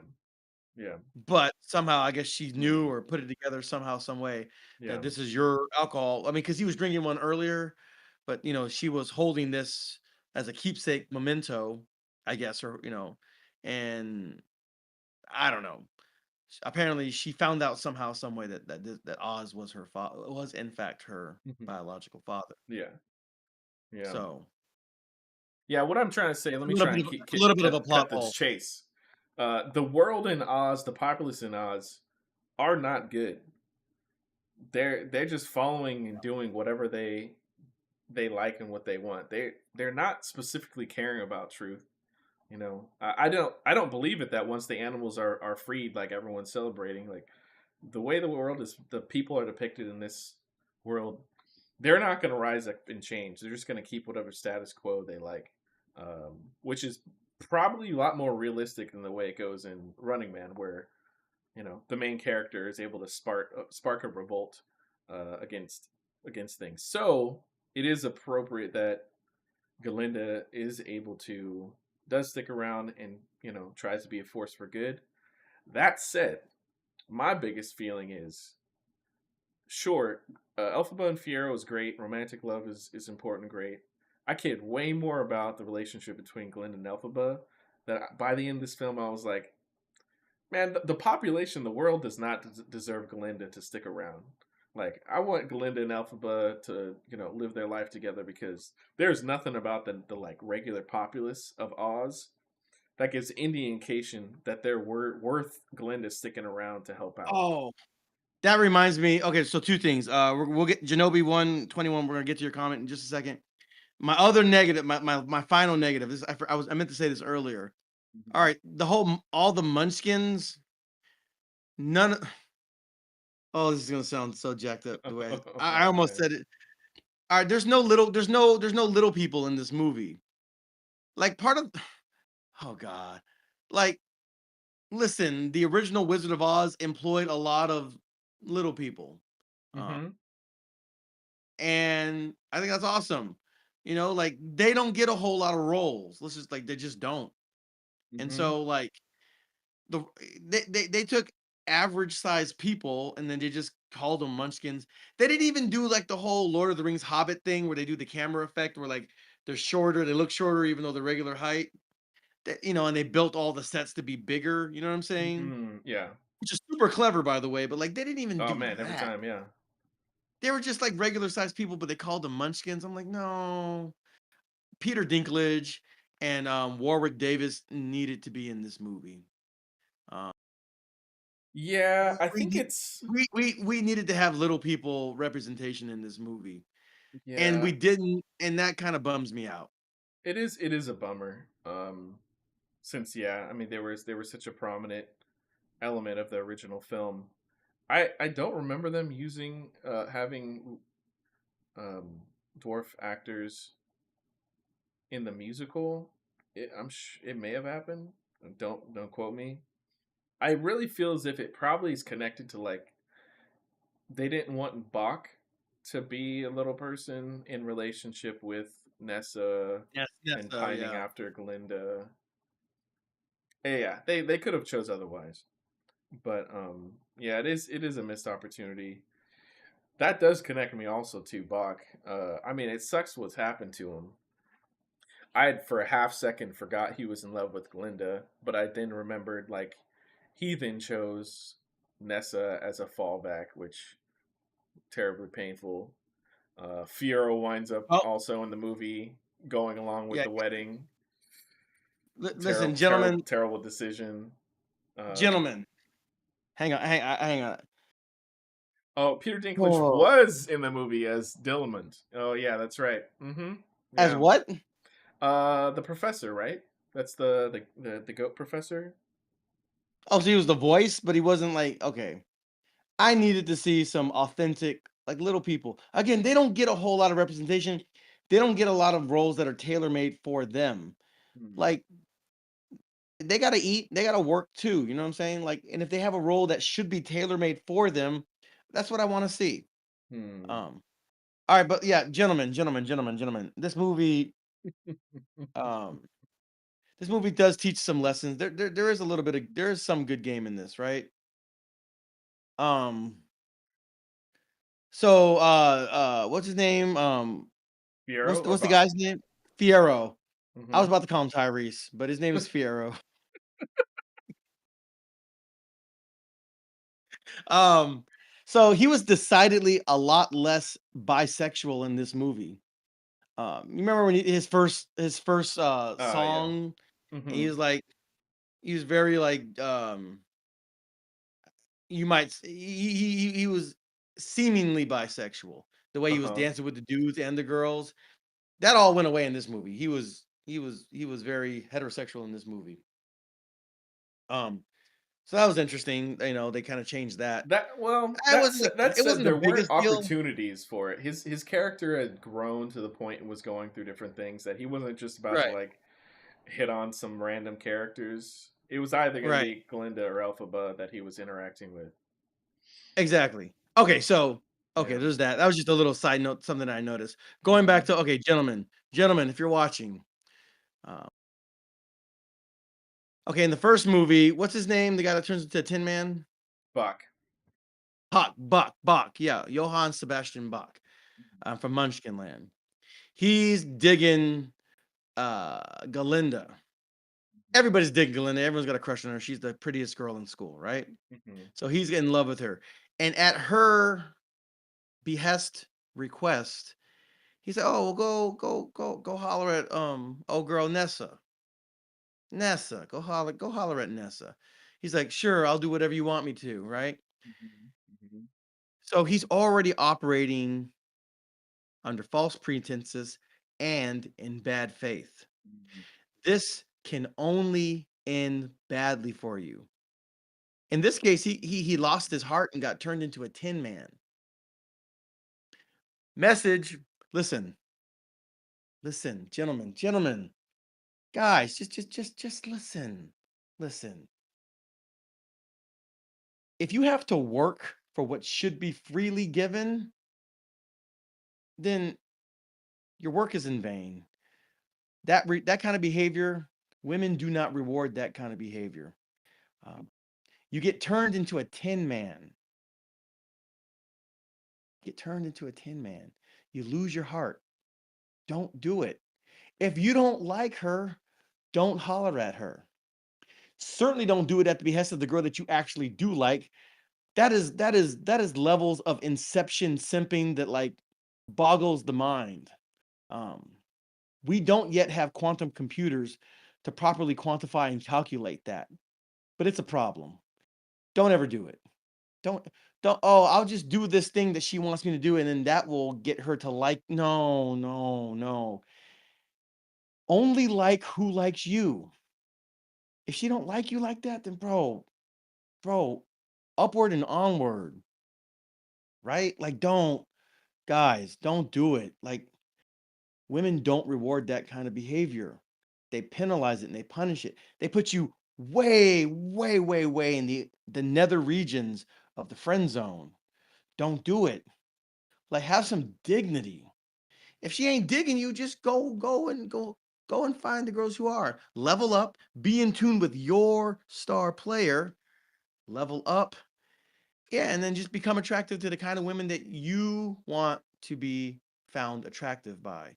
And then pick from the women that are already picking you, that are already giving you choosing signals. All right? Don't ever, ever, ever, ever, ever, ever, ever try to scrimp and save and struggle and strive and chase and do all this stuff that is outside of your integrity for some girl, because you will probably get turned into a tin man with no heart. Patrice, it is quite the PSA announcement. Yep. Yeah. So, all right, connected to that, it makes sense story wise that once Fiero goes home with Elphaba, they wind up having their smash night, moment. It makes sense. There's all this built up tension. They've been separated. They're together. There's overflowing of emotions, all that stuff. It makes sense. That said, I do not like the message that winds up sending to our youth, anyone, but our youth especially. Um, yeah, yeah. That's not the only way to connect. It's not even the deepest way to connect with somebody. Um, so they only had so many scenes. They didn't want to stretch it out. Let them have They their didn't play moment. one Let's move game of on. Uno. Not one game of Uno. Yeah. They weren't trying to connect like that. There was They weren't no, yeah, serious. yeah. There was no patty cake. They didn't wind up creating pottery or anything like that. Yeah. Anyways, move forward. Yeah, I'll move forward from that. So, keep it real, sorry. I totally agree with you in that, my brother. You could turn into a simp. No woman is worth that, but your wife. Mm-hmm. Mm-hmm. Yeah. Now that said, it does make sense that Fiero, like he wanted to be with Elphaba. He in his mind tried to settle himself in the thought that like they weren't gonna find her. His life is different. It makes sense story wise that he makes the choice that way. Boy, and when they're talking like behind the like presentation of in Munchkinland or whatever at that like plaza, Glinda went in there for a kiss for a second. I thought he was about to turn his face and give her an awkward kiss on the cheek. Thankfully, it did not happen to him. Not his best decision either. But that did lead He gave to, her a peck. He gave her yeah, just a little peck. yeah. But that did lead to. I thought one of Ariana's best scenes was right after that when he goes to like get some water and she's singing and she's talking to everybody and singing like the emotions, the conflict that she had in that scene, how like slow they brought that song just gave like an incredible weight to it. And then there was like pieces and particles of petals that were like hanging in the air and stuff like that, just kind of like really slowing and like almost completely stopping the moment, allowing us to really process and know that there's a tremendous amount going on inside that character. That was an incredible scene. um okay, that's it. We will continue on. Yeah, so connected a little bit more to the way the movie does not mesh with the original. We all already know this, but bro, Tin Man, that guy went off. That guy went. He was yelling in the middle of Emerald City, slandering Elphaba. Like, I get that on some level, he thinks that Elphaba turned her into this, and he's been burnt by Nessa. Like he's gone deep down the path. But boy, if you ever liked the Tin Man and wanted to try and mesh these two characters together, it is vastly different characters. Right. This fool was throwing everybody under the bus, lying to the populace. This man Listen, was angry. Elphaba turned him to a Tin Man. Elphaba did not turn him into a butthurt simp who was down atrocious. She didn't do all that. He was already there. And he finally decided to be halfway honest with Nessa and leave her. Oh, wait a minute. I can't get on the train because now Munchkins are barred from leaving without the Mm-hmm. paperwork. Right? Mm-hmm. Listen, listen, listen. I'm not the one saying this. The movie's telling you this. I'm just not disagreeing with the movie. Mm-hmm. Um, Women don't handle rejection well, Mm-hmm. fellas. Don't like Mm-hmm. if you're gonna do it, you need to do it quick and soon. Don't let all this time. They do not handle it well. They Yeah. will bar you from getting on the train to Emerald City. And Mm-hmm. hell hath no fury. Bro, if you have to reject a woman, do it as quickly and as painlessly as you can. All Mm-hmm. right? They don't string her along like that because number one, that's not cool to do anyway. Yeah. Man, they listen, come at me in the comments, say what you gotta say. They ain't built for that type of rejection. Like, Yeah. no, no, no, no. They will put stuff in laws. Y- They man, just Mm-hmm. don't. That Yeah. should have never started. Mm-hmm. Don't you play stupid games, you will win stupid freaking prizes. Don't do it. Mm-hmm. Be honest, stand on business, integrity, character, honesty. Be about your heavenly father's business. Mm-hmm. Yeah. Anyway, All right. So talking about stringing along women again. Let's get back to Dorothy. That girl was strung along everywhere. She was done dirty in this movie, including, and Matrice, you brought this up earlier. We were all thinking about. Look, I only wanted to see Elphaba and Glinda interacting, and they had their song there. Interact. When at Elphaba's castle, when Dorothy was in that dungeon. I mean, I cared about the song, but in reality, how was Dorothy not hearing all of this? How is she not like learning the entire plot and the situation that's going on? It's a minor, squabble. It's ultimately not something I hold against the movie. It's just a funny, silly technicality. But Dorothy is still done terribly dirty in this movie. Um, it's hilarious when Glinda's like seeing them flying out on the hot air balloon. She's like, she's basically like, all right, get out of here. Let's get back to business. This is we're done with yeah. this side quest. Let's try to settle things for real. My last thing that I'll bring up, and as you guys will notice, my main frustrations are ultimately with like the story itself, which might track back to you know the book, the original book by Mr. Gregory Source Maguire. material. Yeah. Um, the Grimoire, it was not satisfying the way that it was resolved. Okay, so I know both for Elphaba and for the wizard, the Grimoire is the temptation of power to solve their problems. And so Elphaba has like half an ability to use the Grimoire and use that power to solve their problems. She constantly says throughout this movie she doesn't fully understand it. She doesn't know what she's saying. She's constantly desperately trying to use it to solve the problems, which then lead to everybody getting turned into, Tin Man, Scarecrow. Uh, she messes up her sister with it. Ultimately, like she constantly is causing problems with this Grimoire. So I do get that by the end of the movie, she basically says like I can't try and use this power of magic to solve the problems that are in the world and solve even my problems. I need to let it go. I think that does make sense. I don't know that it necessarily makes sense to give it to Glinda, but maybe it's akin to like I don't know. like the ring being in Frodo's hands instead of in Gandalf's hands. Like, Frodo's able to, but obviously with that series, like there is a tangible end to that ring trying to, remove it from the world. It's something that should not be in the world. The Grimoire is very much something that should not be in the world. And so I could like imagine in my own mind that maybe Glinda somehow learns it and that's how she's able to use magic, and because she didn't start with this natural ability, maybe she can use it for good.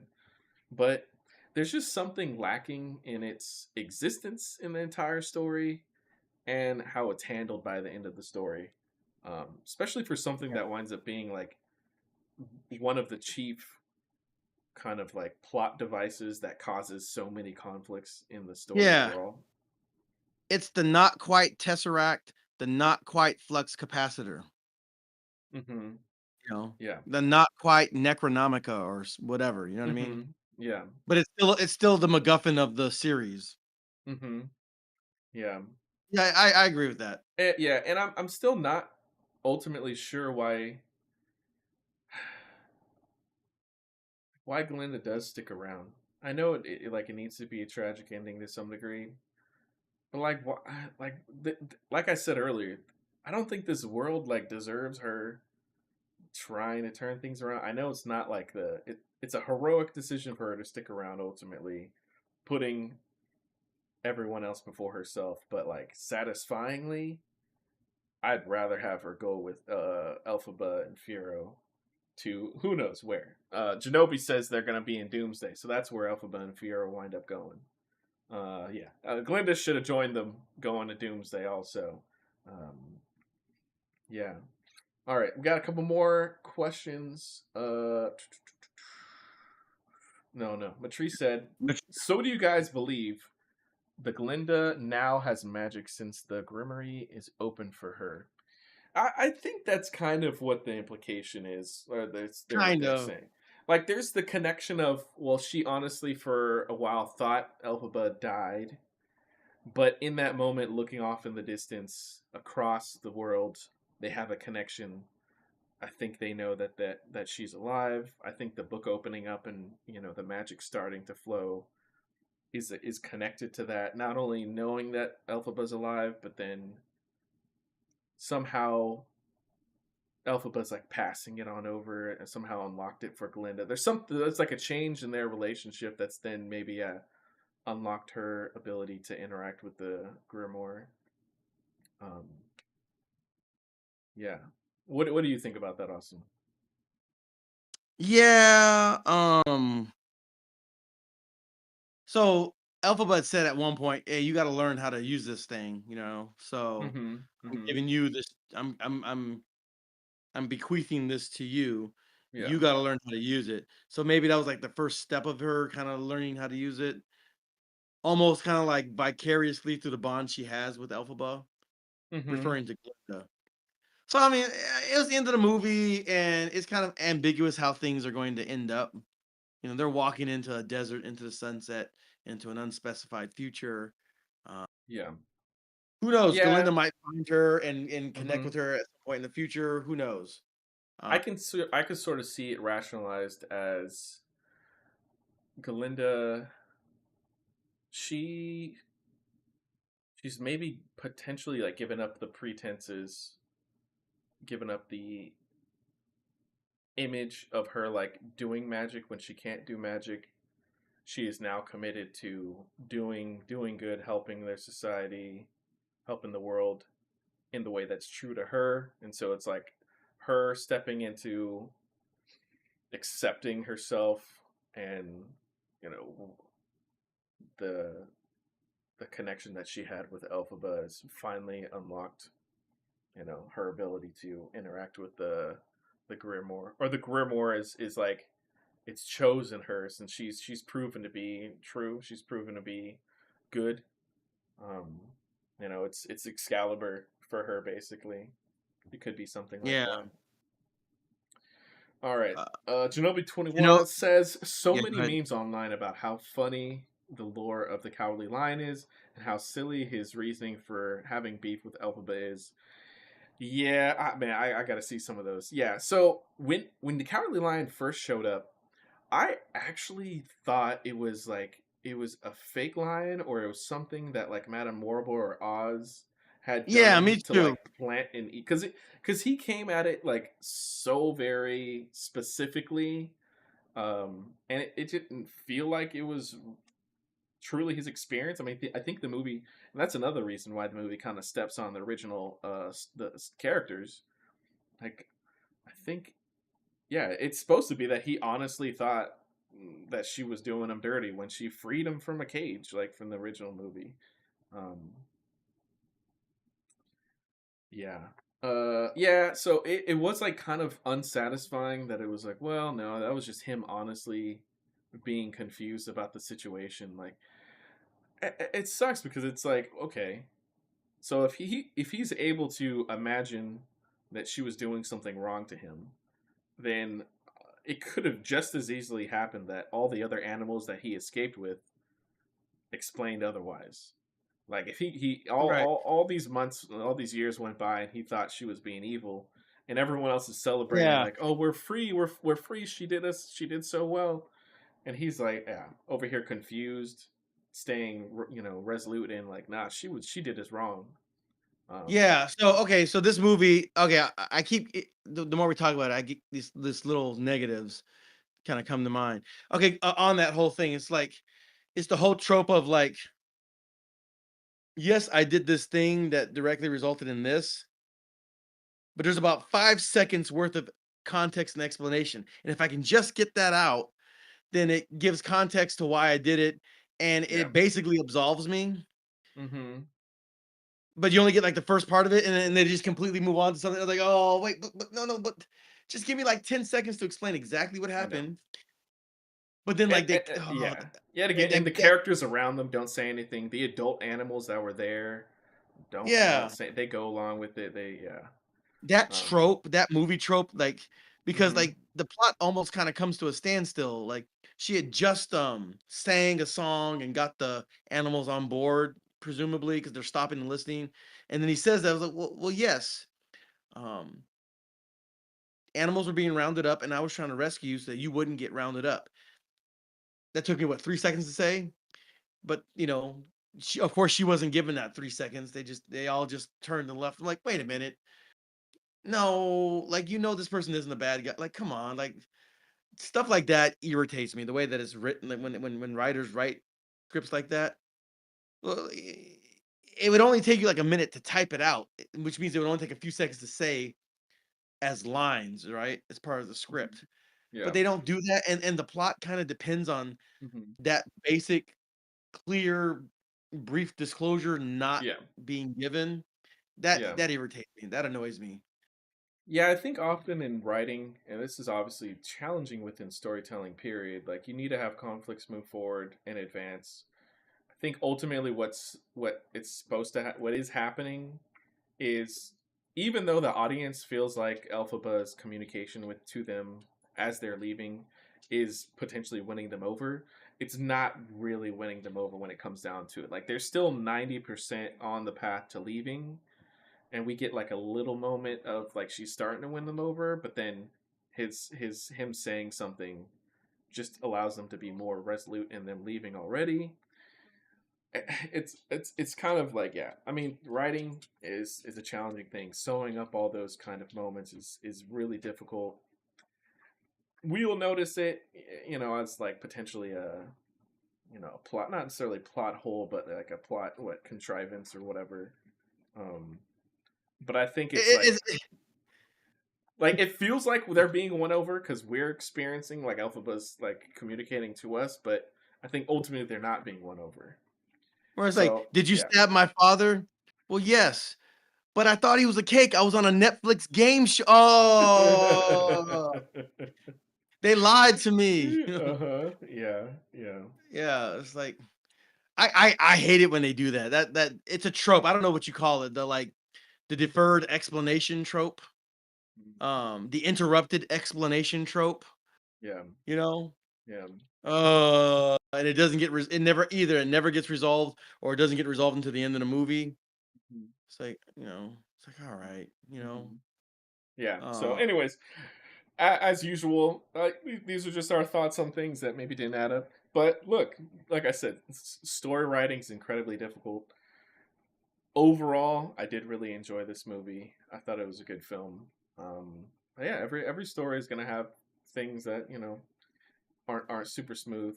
But yeah, I think especially coming from a musical, adapting it into a show, a movie, done incredibly well.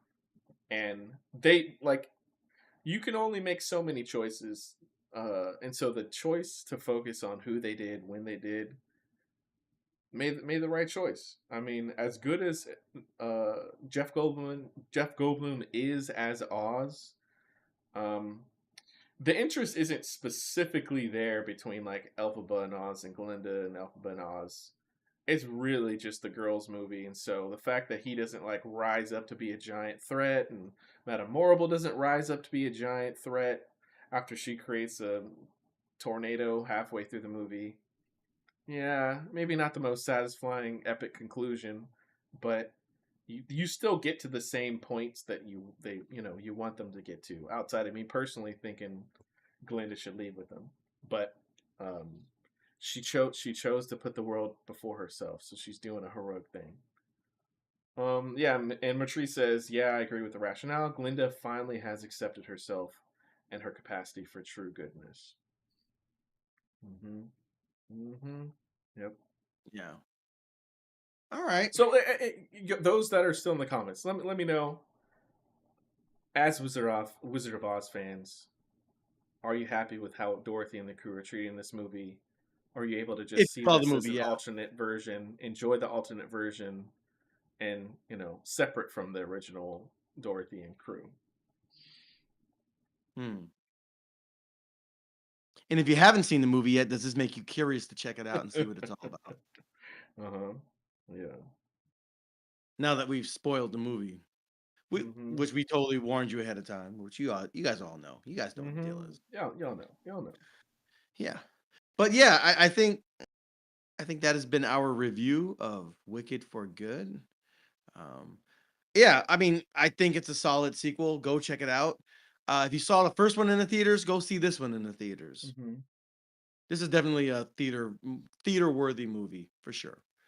It certainly is, and I think this is like blockbuster film delivered. Like I of the think so. season, this movie giant blockbuster delivered. We'll see what happens with Zootopia. Although I don't think anyone really feels that as a giant blockbuster, as much as it might pain my heart with animation. But and the next one is Avatar. We'll see if that giant blockbuster winds up delivering as well. Um, Yeah. so stick around next Jennifer, week. Oh yeah, yeah, Jennifer. Jennifer said, I think the way they were treated definitely gave our leads time to shine. Yeah, Patrice said, yeah, I really enjoyed it. It's satisfying, much like other content for things in the world of Oz. All right. yeah, Yeah, so yeah. we're glad Exactly. you guys enjoyed it as well. Yeah. And similarly for things that I like, there are Elseworld stories of like Batman or something that remix how the characters are treated. Yeah, if you have a lead character that's a villain, then yeah, maybe your heroes are treated and depicted differently. It's fun Yeah. having it, and it's done really well for Elphaba and Glinda especially. Yeah. All right. Well, yeah, that's been our review of Wicked for Good. Thank you for joining us for our live stream review. Hmm. Please like the video, subscribe, hit that notification bell so you can be notified for all of our latest and most recent live stream movie reviews. Thank you all of you Um, guys for sticking around and yeah, participating in chat with us. It's been amazing. Thank you for all those that are watching this back in its entirety. I don't know if YouTube does things the way they did before, but I think how long you watch a video makes a world difference. But yeah, yeah, had a you blast guys are with you really helping guys. us out. Mm-hmm. Yeah, thank Definitely. you. This was really fun. I'm glad we Yeah. had some laughter. Mm-hmm. Yeah, we shed some tears, uh, which is mostly a histamine response, but like still there. Mm-hmm. And we really went deep. So Mm-hmm.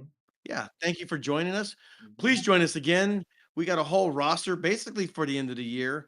Uh, there's an anime movie that I really want to Ooh. sneak in there. I Oh really want yeah. to see Scarlet. Seems I'm like super curious. I'm curious about that also. First, Yeah. seems like yeah, Matrice is saying this is so much fun. Let's go see the double feature. Oh man, maybe Ooh, 5 hours I'm of fun. 5 hours. I'll think about that one. Think about that one. Yeah. I mean, it's only See, 1 hour longer than an extended Fellowship of the Ring, so it's yeah. doable. Next week All right. we'll be bringing you guys Zootopia 2, and then the week after that we'll check out Reno Family. So we'll talk about Reno Family. And potentially a week or so after that will be Avatar. So we'll Yeah, throw and up then the next movie schedule sometime. yeah, and Um, depending on the very end of the year, like again, if we can fit Scarlet in there, we'll fit Scarlet or in if there. 100 Meters becomes available on streaming and we can watch that and talk about Yeah. that. That's Hmm. another anime movie that came out that wasn't really playing anywhere near for us, so it was really inaccessible. So yeah, check it. We're gonna check out some anime stuff too. Hmm. I still say okay. So this movie is probably in the running for like best movie of the year so far. It's up there with Demon Slayer for sure. Hmm. And so Hmm. yeah, I don't know. Um, yeah, Yeah, Demon Slayer go is check it pretty out. up there for me still. This one is yeah. Yeah, This one's It's very satisfying. Nezha 2 though is still going to be pretty hard to beat for me ultimately. I still gotta see the first one, and then I gotta watch the second one because like it Mhm. broke like the $1 billion gross global gross or something like that. So I gotta Mm. check it out. But Mhm. until then, my name is Austin. My name is Josiah. We are the Super Cinema Bros. Thank you for spending time with us, and we will catch you in the next one. Peace. Peace. Watch out, Disney. Wicked